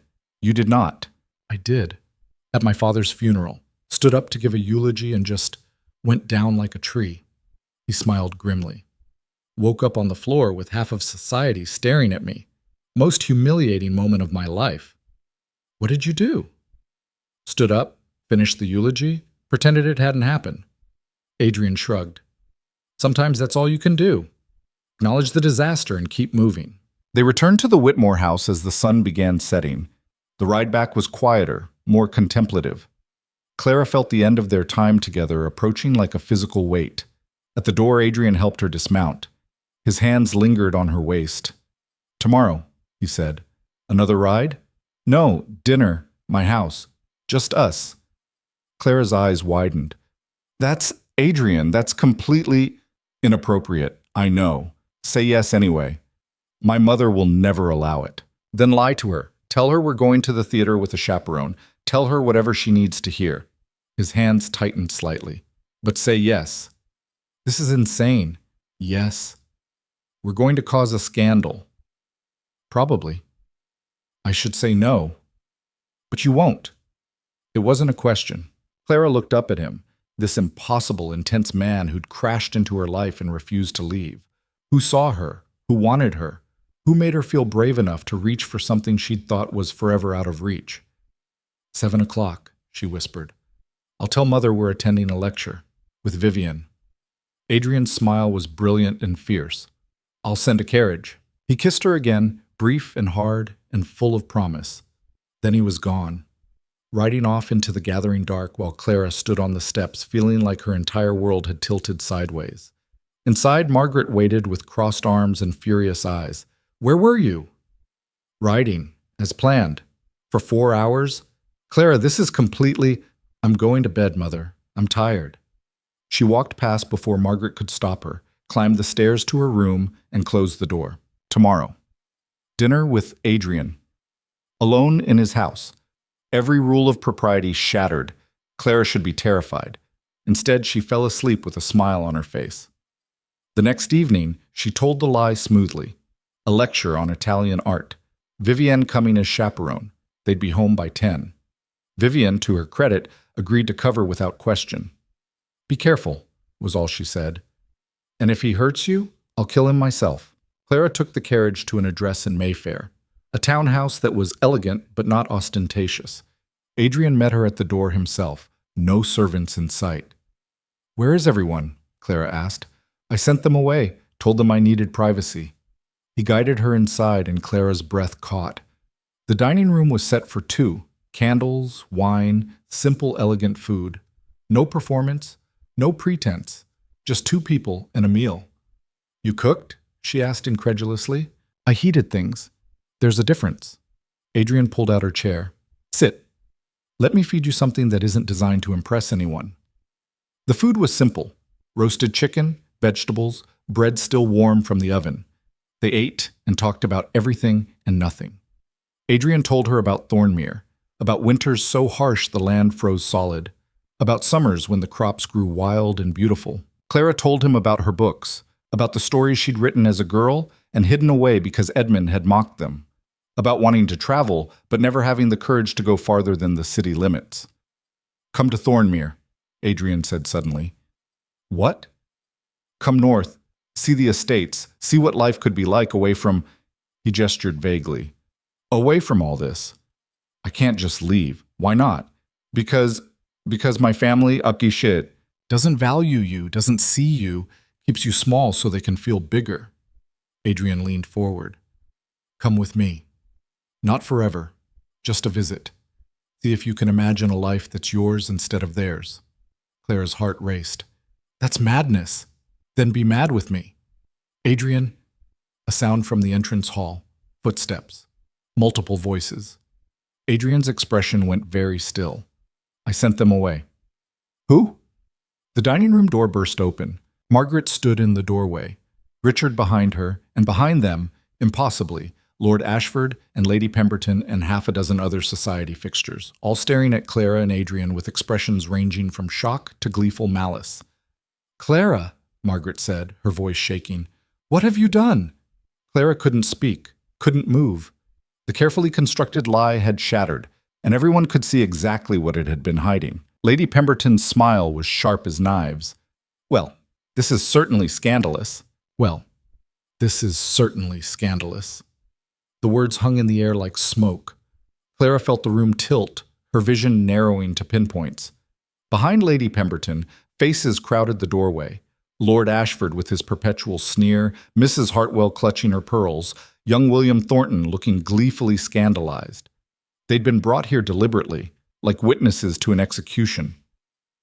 Margaret's face was white as bone. "Clara, we're leaving. Now. No." Adrian's voice cut through the chaos like a blade. He stood, and something in his posture made everyone take an involuntary step back. "Clara stays." "You have no right," Margaret started. "I have every right. This is my house." Adrian moved to stand beside Clara's chair, one hand settling on her shoulder, claiming, protecting. "And Clara is here by invitation." "An invitation to ruin her," Margaret's voice cracked. "Do you understand what you've done? What people will say? She's alone with you, unchaperoned, at night." "Nothing happened," Clara said quietly. Her hands were shaking, but she forced herself to stand. "We were having dinner, that's all." Lady Pemberton laughed, a sharp, cruel sound. "My dear girl, it doesn't matter what actually happened. It matters what it looks like. And it looks like the Duke of Thornmere has seduced the pathetic Whitmore spinster in his private residence." The words hit like fists. Clara felt them land in all the old wounds, opening up years of carefully scabbed-over pain. "Watch your mouth," Adrian said softly. The threat in his voice was unmistakable. "Or what?" Lord Ashford stepped forward, emboldened by the crowd. "You'll challenge me to a duel? How very barbaric. Though I suppose we should expect nothing less from what?" Adrian's expression went very still. "Finish that sentence." Lord Ashford faltered. Even surrounded by allies, there was something in Adrian's gaze that made men think twice about direct confrontation. "This is exactly what we feared," Richard said tiredly. He looked at Clara with something like disappointment. "We trusted you. You lied to us. Because you wouldn't have let me come if I told the truth." "Of course we wouldn't have, Clara. This is—" Richard gestured helplessly at the room, the witnesses, the damning tableau of intimacy. "This is disaster. You've destroyed yourself. Destroyed the family name." "The family name?" Clara heard herself laugh, high and slightly unhinged. "That's what you care about, not me. Not whether I'm happy or safe or actually in love with someone for the first time in my miserable life, just the name." "Love?" Margaret's voice rose to a near shriek. "You think this is love? He's using you, Clara. Can't you see that? He's proposing marriage," Adrian interrupted. Silence crashed down like a physical weight. "What?" Margaret whispered. Adrian looked at Clara, and something in his expression made her heart stop. "I was going to do this properly. Take you north first, show you Thornmere, give you time to decide without pressure." His jaw tightened. "But we're past proper now. So I'm asking, right here in front of all these vultures, will you marry me?" Clara couldn't breathe. The room spun. Behind Adrian, she could see the witnesses processing this new information, recalculating their positions. "You can't be serious," Lady Pemberton said faintly. "Do I look like I'm joking?" Adrian didn't take his eyes off Clara. "I'm asking. You need to answer." "Adrian," Clara's voice broke. "You don't have to do this. You don't have to sacrifice yourself because my mother brought an audience to witness my humiliation. I'm not sacrificing anything. I'm claiming what I want." He moved closer, and she could see the absolute certainty in his eyes. "I told you I don't play games. I told you when I decide I want something, I commit. So I'm asking again. Clara Whitmore, will you marry me?" Margaret made a sound like a wounded animal. "This is blackmail. You're forcing her." "I'm not forcing anything," Adrian said without looking away from Clara. "She can say no. Walk out of here with her family. I'll take the scandal on myself. Say I invited her under false pretenses, that she's blameless. Ruin my reputation instead of hers." "You'd do that?" Clara whispered. "To protect you?" "Yes." His hand came up to cup her face, apparently unconcerned with their audience. "But I'd rather marry you, rather spend my life with someone who's real instead of continuing to exist alone in a world full of performance. Rather have you than anything else society could offer me." "This is insane," Lord Ashford muttered. "Thornmere, you could have anyone." "I want her." Adrian's voice went hard. Anyone who has a problem with that can leave. No one moved. Clara looked around the room, at her parents' stricken faces, at Lady Pemberton's calculating expression, at the other witnesses who'd come expecting to watch her destruction and were now watching something else entirely.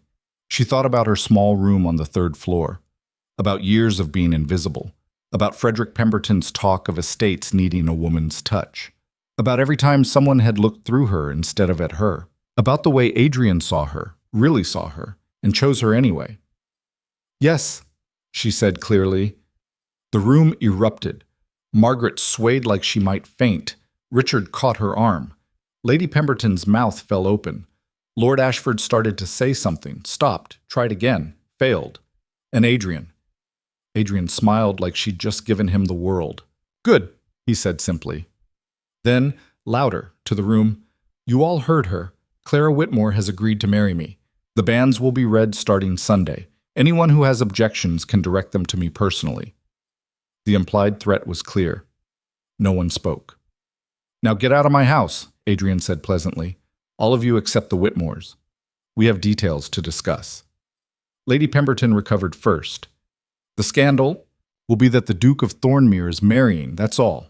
Adrian's voice carried absolute authority. Clara was never alone with me improperly because we were engaged the entire time. Anyone who suggests otherwise will answer to me. Understood? It was masterful. He'd turned her ruin into a romance in less than 5 minutes.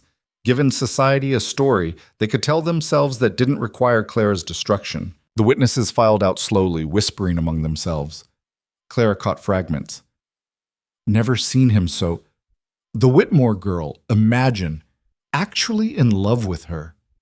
When the door closed behind the last of them, silence settled like ash. Margaret sank into a chair, looking stunned. Richard stood with his hands clasped behind his back, face unreadable. And Clara remained standing beside Adrian, his hand still on her shoulder, feeling like she'd just survived a shipwreck. Well, Richard said finally, that was quite a performance. It wasn't a performance, Adrian said flatly. You expect me to believe you actually want to marry my daughter? After knowing her less than a week? I don't particularly care what you believe, but yes. Adrian looked at Clara, and something in his expression softened. I want to marry her, have wanted to since I saw her save that bird. Tonight just accelerated the timeline. This is madness, Margaret whispered. You're both mad. Probably, Clara agreed. Her voice sounded strange to her own ears, distant and dreamlike. But I'm tired of being sensible. Where has sensible gotten me? 32 years old, unmarried, pitied by everyone I know. At least mad gives me a chance at something different. Different doesn't mean better, Richard said carefully. Clara, you need to think about this. Really think. Marriage is permanent. If you make the wrong choice, then I'll live with it, Clara interrupted, like I've lived with every other consequence of being your daughter. But at least this choice is mine. The words landed hard. Richard flinched. Margaret looked up sharply. We did our best, Margaret said, voice trembling. We tried to guide you, to help you find a suitable match. You tried to marry me off to anyone who'd take me, Clara said quietly. There's a difference. You weren't helping me. You were solving a problem. Getting rid of the daughter who didn't fit the mold. That's not... Margaret stopped, closed her eyes. When she opened them again, tears glittered there. You were difficult. Are difficult. You refused every suggestion, rejected every introduction, made it impossible to help you. Because I wanted someone to see me, Clara's voice cracked. Not my dowry, not my family name, not my value as a broodmare for some estate that needed heirs. I wanted someone to look at me and think I was worth choosing for myself. Was that really so unreasonable? Silence. No, Richard said heavily, it wasn't unreasonable. But it was impractical, and we thought, he glanced at his wife, we thought if you just accept reality, you'd be happier, settled, safe. I'd be miserable, but at least I'd be your problem anymore, right? Richard's face went gray. Clara, it's fine. She was surprised to find she meant it. The old anger was still there, but it felt distant now, less important. You did what you thought was right. I'm doing what I think is right now. Maybe we're both wrong, but at least my wrong is mine. Adrian's hand tightened on her shoulder. Silent support. Margaret looked between them, something crumbling in her expression. You really want this? Want him? Clara met her mother's eyes steadily. I really do. Even knowing it will be difficult, that society will talk, that people will judge, that you'll be the subject of gossip for months? I've been the subject of gossip for years, Mother. At least now, it'll be interesting gossip. Despite everything, Margaret's mouth twitched, almost a smile. You've changed. I'm trying to. It suits you. Margaret stood, looking suddenly older, tired. Your father and I should go. We have, she gestured vaguely, damage control to manage. The story needs to be shaped carefully, or this will still destroy you both. I can handle society's opinion, Adrian said. Perhaps, but Clara can't. Not yet. Margaret looked at her daughter with unexpected gentleness. You've spent your life being invisible, dear. Suddenly being the center of attention, particularly scandalous attention, will be harder than you think. Then I'll learn to handle it. Yes. Margaret moved toward the door, then paused. He's not what I would have chosen for you. But he looks at you like you matter. That's more than most marriages get. It was the closest thing to approval Margaret had ever given her. Clara felt her throat tighten. Thank you, she whispered. Her parents left. The door closed, and suddenly Clara and Adrian were alone in the dining room where this entire disaster had unfolded. That, Adrian said, did not go according to plan. Clara laughed, slightly hysterical. You had a plan? Loosely. It involved more romance and less public spectacle. He turned her to face him fully. Are you all right? I don't know. Ask me in a week when I've processed the fact that I'm engaged. Engaged to me specifically, or just engaged in general? Both. Clara looked up at him, this impossible man who'd upended her entire existence. Did you mean it? About marrying me? Or were you just trying to save my reputation? Clara. Adrian's hands came up to frame her face. I meant every word. I want to marry you. Want to take you north to Thornmere and show you what life could be like away from all this poison. Want to wake up every morning knowing you're there, real and honest and mine. That's a lot of wanting. I'm a man who knows what he wants. His thumb brushed her cheekbone. The question is, do you actually want this? Or did you just say yes because you felt trapped? Clara thought about it. Really thought. She could still back out. Claim she'd been coerced by the circumstances. Society would believe it. Poor spinster forced into engagement with notorious Duke. She could go back to her small room and her invisible life and the safe misery of knowing exactly how bad things were. Or she could leap. I want it, she said. Want you. Even though it terrifies me, even though I'm convinced I'll wake up and you'll have realized this was all temporary madness. Even though... He kissed her quiet. Slower this time, deeper, like they had all the time in the world instead of being on the edge of scandal. When he pulled back, Clara was breathing hard. When? She asked. When what? When do we marry? The banns take 3 weeks. I can get a special license. We could be married by the end of the week. Clara's eyes widened. That's too fast. People will think, let them think whatever they want. I don't care about people. Adrian's expression was fierce. I care about you, and I care about getting you away from a family that spent years making you feel worthless. They didn't mean to.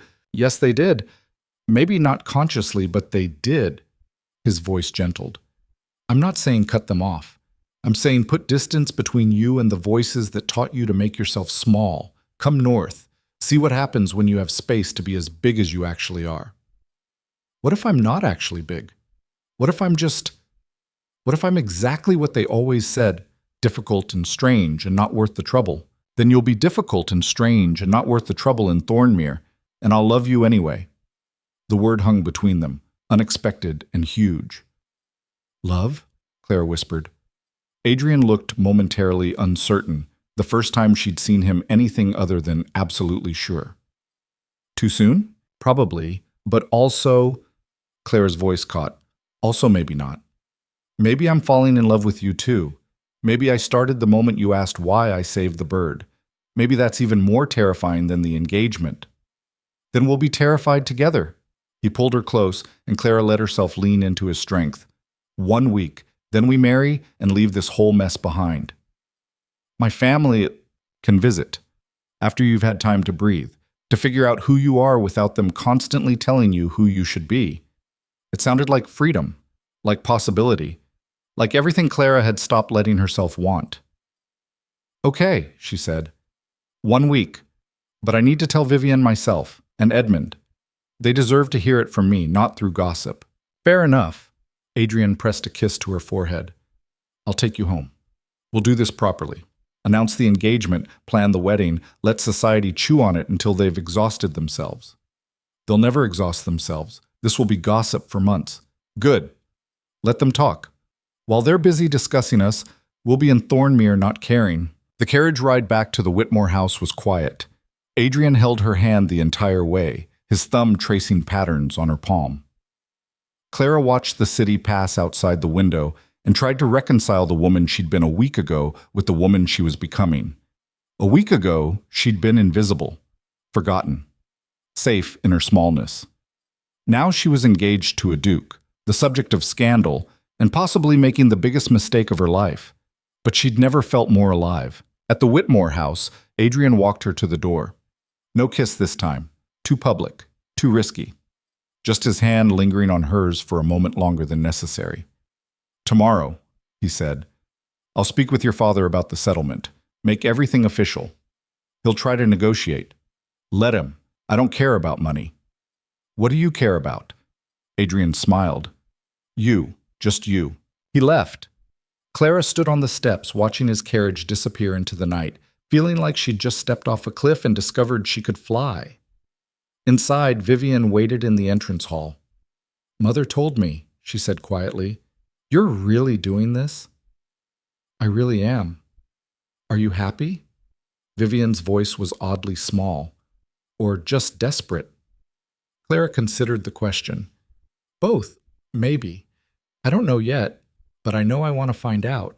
Vivian stepped forward and unexpectedly hugged her. Then I'm happy for you, even if I don't understand it, even if it seems completely insane. Thank you, Clara whispered into her sister's shoulder. They stood like that for a long moment, two sisters who'd spent years competing for scraps of approval, finally just being sisters. You should sleep, Vivian said eventually. Tomorrow is going to be chaos. The whole city will know by breakfast. She was right. Clara climbed to her small room and lay awake in the darkness, listening to the house settle around her. This was possibly the last week she'd spend under this roof. After that, she'd be the Duchess of Thornmere, would live in grand estates in the north, would be Adrian's wife. The thought should terrify her. Instead, she fell asleep smiling. The next morning brought exactly the chaos Vivian had predicted. By the time Clara came down for breakfast, 3 calling cards had already arrived.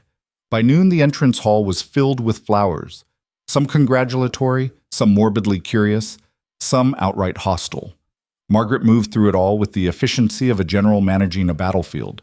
She drafted statements, managed visitors, and carefully shaped the narrative into something society could digest. The Duke of Thornmere has been quietly courting Clara for several weeks, she told Lady Hartwell firmly. Last night was simply a private dinner between engaged persons. The presence of witnesses was unfortunate, but changes nothing. But they were alone. They were engaged. Different standards apply. Margaret's smile was steel wrapped in velvet. Surely you understand. Lady Hartwell left looking uncertain. 2 more visitors arrived within the hour. Clara watched from the stairs, amazed at her mother's ability to transform disaster into triumph through sheer force of will. When the latest visitor departed, she descended. You're good at this, she said. Margaret looked up, surprise flickering across her face. Years of practice. Society is a battlefield. You learn to maneuver or you get destroyed. Is that why you were so hard on me? Because you thought I couldn't survive? Margaret was quiet for a long moment. I was hard on you because I was frightened. You were never like Vivian, easy to shape, willing to perform. You asked questions, challenged things, wanted truth instead of appearances. She smiled sadly. I didn't know how to protect someone like that. So I tried to make you smaller, more manageable. I see now that was wrong. It wasn't an apology, not quite, but it was acknowledgement, understanding. Maybe that was enough. "I'm going to be all right," Clara said quietly. "With Adrian, in Thornmere. I'm going to be more than all right." "I believe you."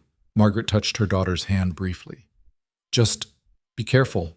Love makes you vulnerable, and vulnerability can be weaponized." "Is that what happened to you?" Margaret's expression shuddered. "That's a conversation for another time. Right now you need to prepare. Viscount Hartford is calling at 3. He wants to meet the woman who captured Thornmere's interest." The week passed in a blur of visits, fittings, and endless social maneuvering. Adrian appeared daily, always correct, always proper, but his eyes on Clara held promises that had nothing to do with propriety. Edmund cornered her on the 3rd day. "I've been asking around," he said without preamble, "about Blackwood." And he's exactly what he appears to be. Blunt, honest to the point of rudeness, doesn't play political games, manages his estates personally instead of delegating to stewards. Edmund paused. "People respect him, fear him a little, but respect him. That's good, isn't it? It's unusual. Men with his wealth and power usually hide behind proxies. He doesn't. Everything he does is direct." Edmund studied her. "He'll protect you, but he'll also expect you to stand on your own. Can you do that?" "I don't know," Clara admitted, "but I want to try." "Good." Edmund smiled slightly. "For what it's worth, I think you're making the right choice, even if it is completely insane." On the 6th day, the settlement was finalized. Adrian signed papers transferring a sum that made Richard's eyes widen. Clara signed her name next to his, feeling the weight of permanence settle over her like a cloak. "Tomorrow," Adrian said as they stood in her father's study, surrounded by lawyers and documents. "Tomorrow, you'll be my wife." "Tomorrow," Clara echoed. It didn't feel real. That night, she couldn't sleep. She sat by her window watching the city, thinking about the woman she'd been and the woman she was becoming. Somewhere between those two versions was the truth of who she actually was. Maybe she'd find out in Thornmere. A knock at her door. Vivian slipped inside, already dressed in her nightgown. "Couldn't sleep either?" she asked. "No." Vivian sat on the bed beside her. "Are you scared?" "Terrified." "Good. You should be. Marriage it's everything, Clara. It changes you, consumes you. You stop being just yourself and become part of something bigger." "You sound like you're speaking from experience." "I'm engaged, remember? To Viscount Hartley. The wedding is in 3 months. Vivian smiled bitterly. "I'll be performing for the rest of my life, playing the perfect Viscountess, never showing cracks." "You don't have to—" "Yes, I do. That's who I am, who Mother made me." Vivian looked at her sister. "But you get to be something else, someone real. Don't waste that, Clara. Don't let fear make you small again." Clara reached for her sister's hand. "Thank you." They sat together in the darkness, 2 women on the edge of different futures, united for a moment by the weight of what came next. The morning of the wedding dawned cold and clear. Clara dressed in a simple gown, nothing extravagant, nothing designed to impress. Just clean lines and elegant fabric that made her feel like herself. Margaret appeared as the maid finished the final touches. "You look beautiful," she said quietly. "I look like me." "Yes, that's what I meant." Margaret produced a small box. "This was my mother's. She wore it on her wedding day. I want you to have it." Inside was a delicate silver necklace. Simple, real. Clara felt tears prick her eyes. "Thank you," she whispered. Margaret fastened it around her neck, her fingers gentle. "Be happy, Clara. That's all I want now. Just be happy." The ceremony was small, immediate family only, held in the chapel at Adrian's townhouse. Clara walked down the aisle alone, no father to give her away. She'd insisted on that. This choice was hers, no one else's. Adrian waited at the altar, and when he saw her, his entire face transformed. Not polished handsomeness, just raw, honest joy. The vows were traditional. Clara spoke them clearly, meaning every word. When Adrian slipped the ring onto her finger, his hand was steady. "I now pronounce you man and wife." He kissed her in front of everyone, not chaste, not brief. A claiming kiss that left no doubt about what came next. And when they pulled apart, Clara felt something fundamental shift. She was no longer Clara Whitmore, the invisible daughter. She was Clara Blackwood, Duchess of Thornmere, the woman who'd been seen. The woman who'd been seen. The carriage rattled north through countryside that grew progressively wilder, more beautiful, more unlike anything Clara had ever known. They'd left immediately after the ceremony, Adrian dismissing suggestions of a wedding breakfast with characteristic bluntness. "I want my wife away from people who've spent years making her doubt herself," he'd said. Not quietly, right there in front of Margaret and Richard and everyone else. "We'll celebrate alone." Now Clara sat beside him, watching England transform outside the window. Rolling hills gave way to harder terrain, rocky outcrops, dense forests, land that looked like it fought back against those who tried to tame it. "How much farther?" she asked. "Another hour. We'll reach Thornmere by sunset." Adrian's hand found hers. "You're quiet. Regretting it already?" "No, just processing." Clara looked down at the ring on her finger. Heavy gold, simple design. Real. "I'm married. I'm a duchess. I'm Clara Blackwood." "You say it like you're testing the words." "I am. They don't feel like mine yet." "They will." He squeezed her hand. "Give it time." But time felt like a luxury Clara wasn't sure she had. Already her mind was spinning with doubts. What if she couldn't manage an estate? What if the servants hated her? What if Adrian's people took one look at the awkward city girl and decided their duke had made a terrible mistake? "Stop," Adrian said. Clara blinked. "Stop what?" "Catastrophizing. I can see it happening. Your face gets this pinched look when you're imagining disasters." "I don't have a pinched look." "You absolutely do. Like you're preparing for something to go wrong." He turned to face her fully. "Clara, nothing is going to go wrong." "You can't promise that." "I can promise that whatever happens, we'll handle it, together." Adrian's expression softened. "You're not alone anymore. That's the point of marriage. You're allowed to stop carrying everything by yourself." The words hit harder than they should have. Clara felt tears burn behind her eyes and blinked them back furiously. "I don't know how to do that," she whispered. "Then learn. We'll both learn. I've been alone for years. I'm not exactly an expert at partnership either." Adrian pulled her closer, tucking her against his side. "But I'm willing to try if you are." Clara leaned into his warmth and let herself breathe. Outside, the landscape continued to shift. Wilder, harder, beautiful in a way that had nothing to do with careful cultivation, like her life now, beautiful in its rawness. Thornmere appeared as the sun touched the horizon, a sprawling stone manor that looked like it had grown from the land itself. Not delicate or ornamental like the estates Clara knew. This was architecture designed for function, for survival, for people who understood that beauty and brutality often lived in the same space. "It's magnificent," Clara breathed. Adrian looked surprised. "Most people from the city think it's primitive. Most people from the city are idiots." He laughed, genuine and surprised. "There's my wife." The carriage pulled up to the main entrance where a small crowd had gathered. Servants, Clara realized. The entire household staff lined up to meet their new duchess. Panic clawed at her throat. This was the moment they'd judge her, decide if she was worthy, find her lacking like everyone else had. "Breathe," Adrian murmured. "They're just people. Be yourself. That's all they need." Easy for him to say. Being herself had never been enough before, but she climbed out of the carriage and faced them anyway. An older woman stepped forward, gray hair, sharp eyes, the kind of face that had seen everything and been impressed by nothing. "Your Grace," she said to Adrian, then to Clara.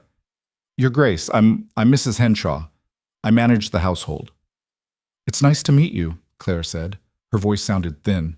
Mrs. Henshaw studied her with the intensity of someone evaluating livestock. Clara felt every inadequacy rise to the surface. Too plain, too awkward, too obviously out of her depth. Then Mrs. Henshaw smiled, small but genuine. "Welcome to Thornmere," she said. "We've prepared the Duchess's rooms. Would you like to rest before dinner?" Yes, thank you." Adrian guided her inside while the staff dispersed. The entrance hall was enormous. Stone floors, high ceilings, tapestries that looked older than the city Clara had left behind. "That went well," Adrian said. She was assessing me. Of course she was. She's been running this household for 30 years, but she smiled. Mrs. Henshaw doesn't smile at people she's decided to hate. How reassuring. Adrian laughed and pulled her toward the stairs. Come on, let me show you our rooms before you spiral into full panic. The Duchess's chambers were nothing like Clara expected. Not fussy or feminine, no excessive gilt or delicate furniture. Instead, large windows overlooking wild gardens, comfortable chairs near a massive fireplace, bookshelves lining one wall, already filled. You have books, Clara said stupidly. I had them brought from the library. Thought you might like your own collection. Adrian moved to stand behind her. The bedroom is through there. Everything else you can change. Make it yours. Clara turned to look at him. Why are you doing this? Doing what? Being kind, being patient, giving me space and books and... Her voice cracked. Adrian, I'm terrified I'm going to disappoint you. That you'll wake up and realize you married the wrong person. Then you'll be terrified. He said it matter-of-factly. And I'll remind you every day that you're exactly who I wanted, until eventually you believe me. That could take years. Good thing we have years. He kissed her then, slow and thorough and full of promise. When he pulled back, Clara was breathing hard. Dinner's at 8, he said. I'll send someone to help you dress. After that, his eyes darkened. After that, you're mine. He left. Clara stood in the enormous room and tried to reconcile the terrified girl she'd been with the woman she was becoming. The Duchess. Adrian's wife. Someone who maybe, possibly, could learn to take up space. A knock at the door. A young maid entered, curtsying nervously. Your Grace, I'm Sarah. Mrs. Henshaw sent me to help you prepare for dinner. Clara wanted to say she could dress herself. Wanted to send the girl away and hide in the overwhelming luxury of her new rooms. But Adrian's words echoed, Be yourself. Thank you, Sarah, she said instead. I'm afraid I'm not used to formal dinners. You'll have to help me not embarrass myself. Sarah's face lit up. Oh, dinners here aren't like city dinners, Your Grace. His Grace doesn't hold with all that fussiness. You'll see. She was right. Dinner was served in a smaller dining room, not the cavernous formal space Clara had glimpsed on the way upstairs. Just her and Adrian and food that was simple but perfect.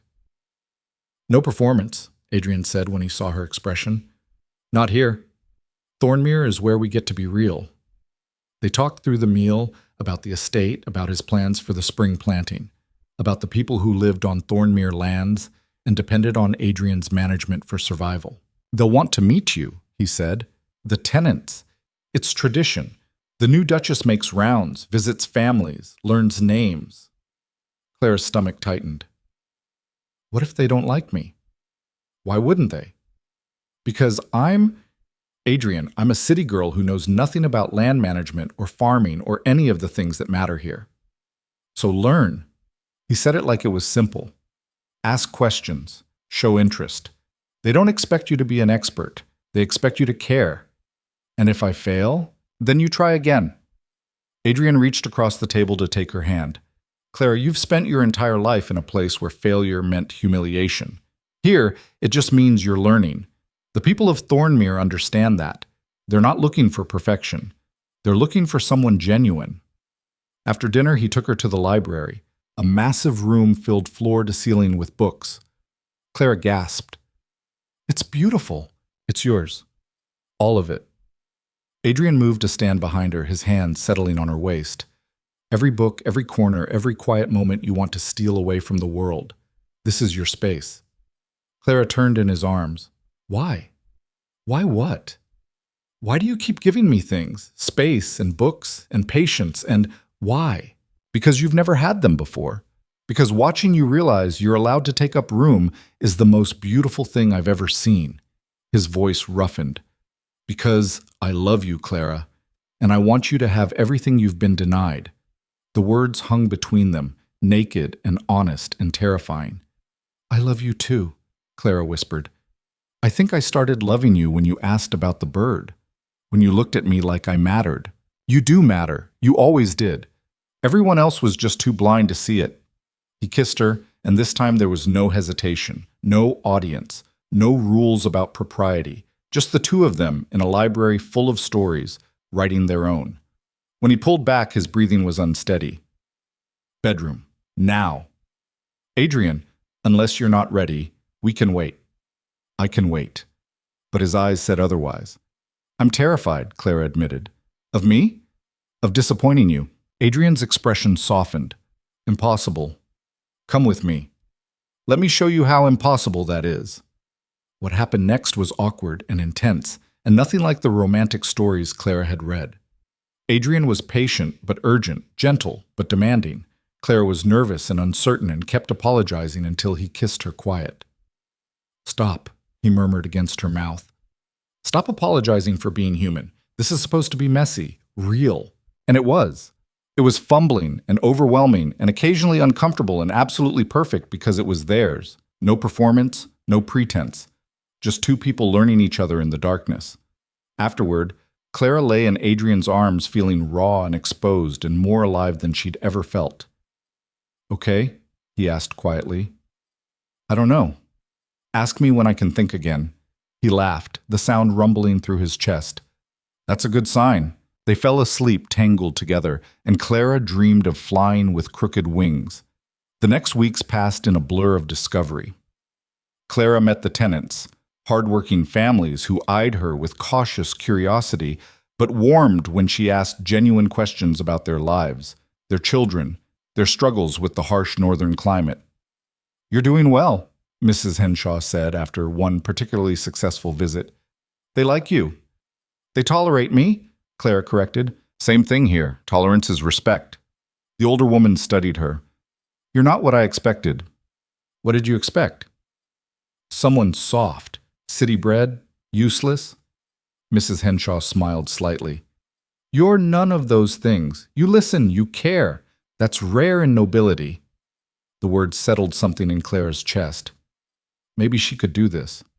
Maybe being real was enough. But the real test came 6 weeks after her arrival, when a letter arrived from the city. Margaret's handwriting. Clara opened it with trembling hands. Dearest Clara, society has not forgotten your scandalous departure. Lady Pemberton continues to spread rumors about your rushed marriage. Lord Ashford hints at impropriety. The consensus seems to be that you trapped the Duke of Thornmere through manipulation or worse. I thought you should know. Vivian sends her love. She asks when you'll visit. Your mother, Margaret. Clara read it twice, feeling the old familiar pain settle back into her bones.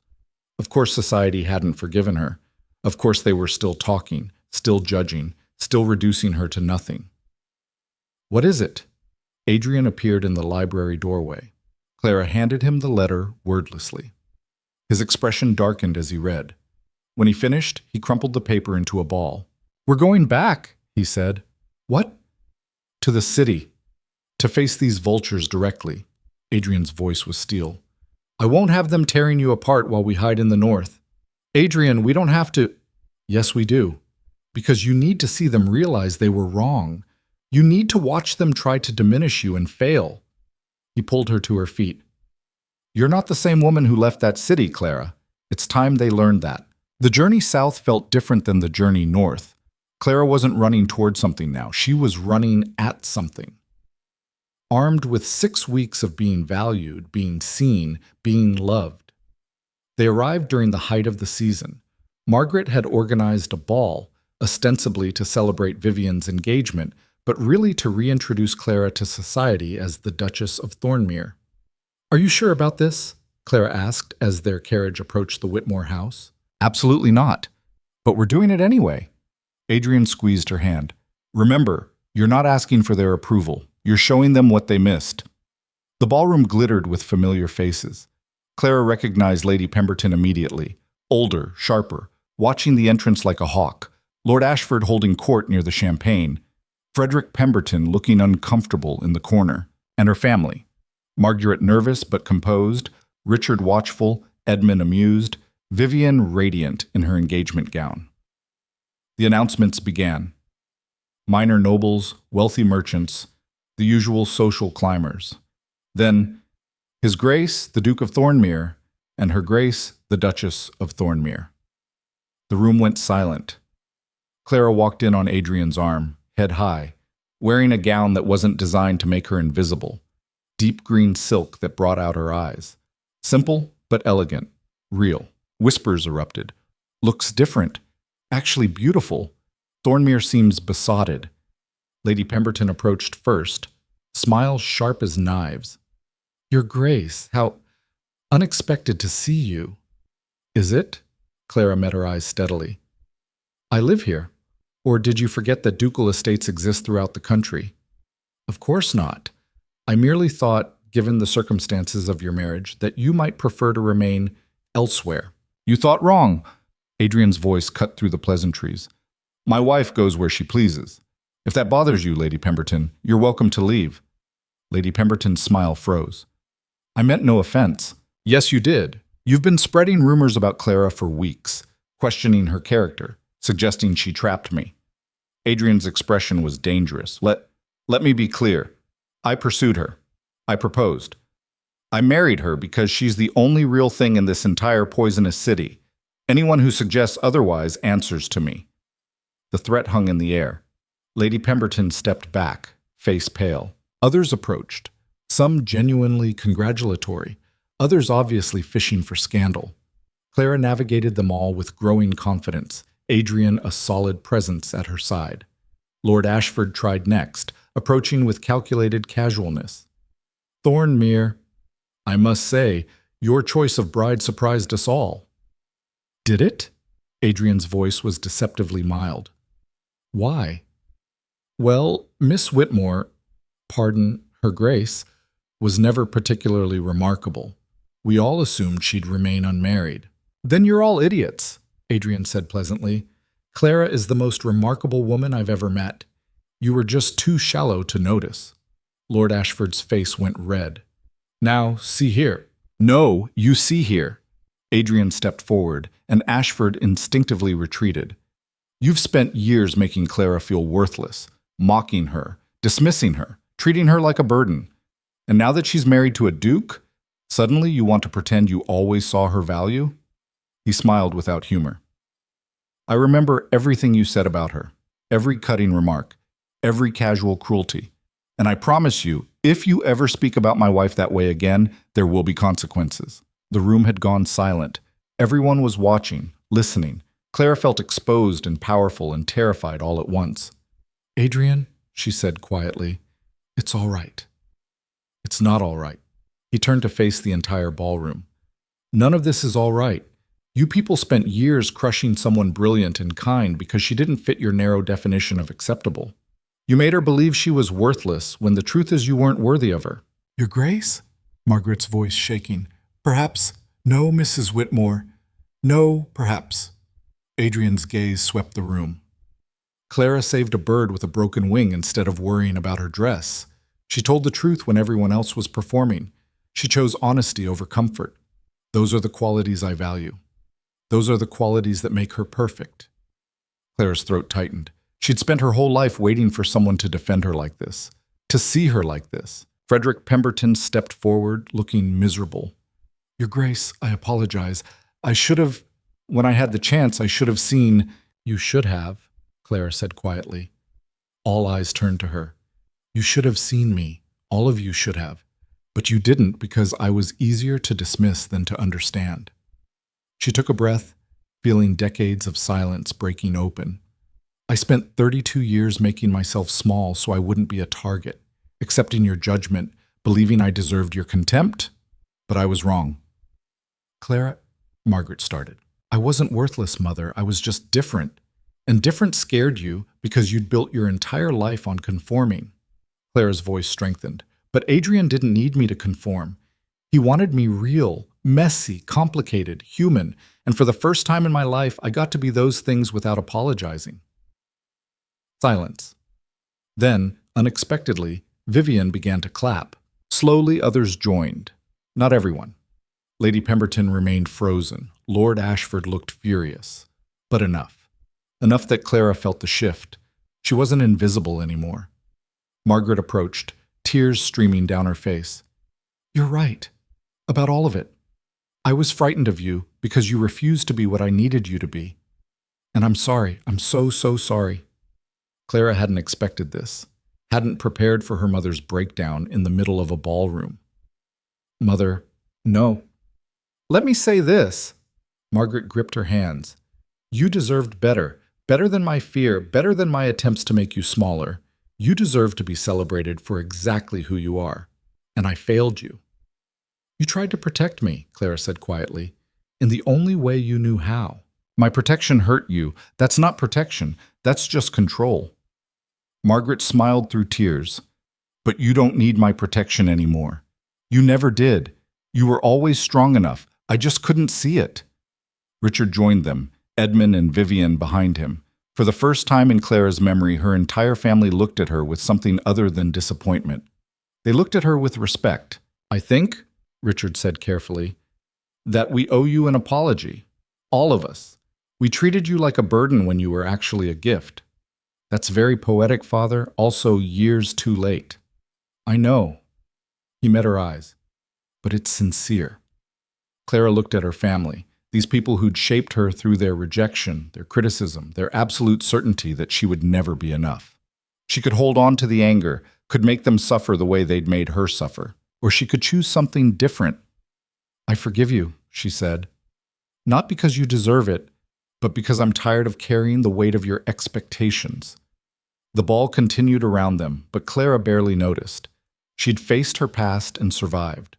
More than survived. She'd won. Later, as she and Adrian prepared to leave, Lady Pemberton appeared one final time. Your Grace, she said stiffly, I may have misjudged you. You definitely misjudged me, Clara corrected, but I appreciate the admission. Lady Pemberton's mouth twitched, almost a smile. You've changed. No, I've just stopped pretending to be what you wanted. Clara met her eyes steadily. There's a difference. They left the ball early, returning to the Thornmere townhouse. In their private rooms, Adrian pulled Clara close. You were magnificent, he said. I was terrified. Terrified and magnificent aren't mutually exclusive. He kissed her forehead. I'm proud of you. Clara leaned into him, feeling the last pieces of her old self finally fall away. The invisible girl, the family disappointment, the woman who'd learned to make herself nothing. She was none of those things anymore. She was Clara Blackwood, Duchess of Thornmere, wife to a man who saw her, valued her, loved her for exactly who she was. Can we go home now? She asked quietly. To Thornmere? Yes. Adrian, I want to go where people know me, where I don't have to prove anything. Tomorrow, he promised. First thing tomorrow. They left the city at dawn. Clara didn't look back.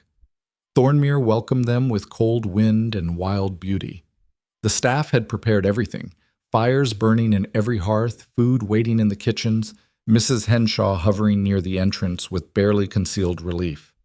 Welcome home, Your Grace, she said to Clara. Home.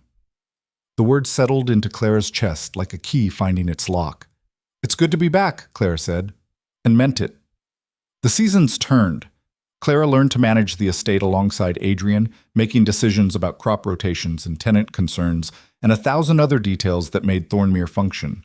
She visited families, remembered children's names, sat with sick wives, and celebrated new births. She became part of the land, part of the community, part of something bigger than her own small survival.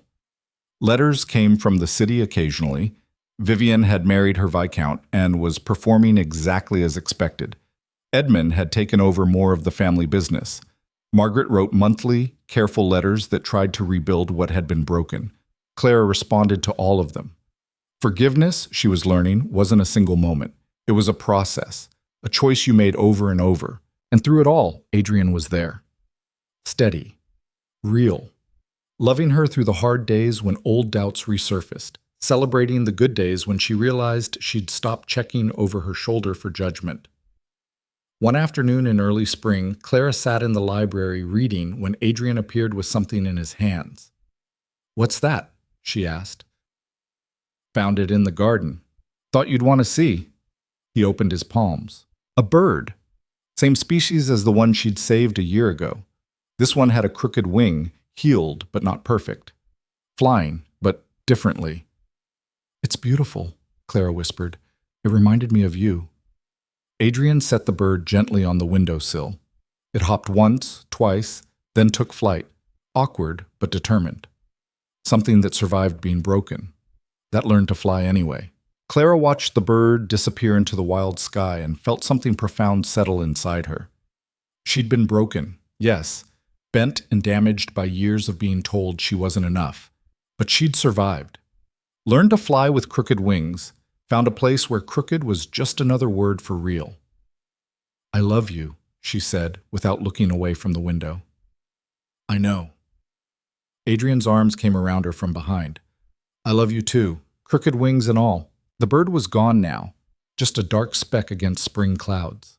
But Clara could still feel its presence, a reminder that broken things could still be beautiful, could still matter, could still soar. She turned in Adrian's arms and kissed him, tasting home and happiness and a future that was finally, impossibly, hers. Somewhere in the city, people were probably still talking, still judging, still convinced that the invisible Whitmore girl had somehow tricked a duke into marriage. Let them talk. Clara Blackwood had found something infinitely more valuable than their approval. She'd found herself. And she'd found a man who loved every complicated, imperfect, beautifully broken piece of who she was. That was more than enough. That was everything. Years later, when people asked Clara about her marriage, about how she'd gone from forgotten spinster to beloved duchess, she would smile and tell them the truth. "I stopped trying to be what everyone else wanted, and I started being what I actually was. Turns out that was exactly what someone needed." Adrian would usually add, "She saved a bird. I fell in love. Everything else is just details." And Clara would laugh and kiss him and think about crooked wings and second chances and the beautiful, messy reality of being seen. She'd been invisible for so long that she'd forgotten what it felt like to matter, to take up space, to be worth choosing. But she remembered now. And she would never, ever let herself forget again. The woman who'd been broken had learned to fly, and in flying, she'd found her way home,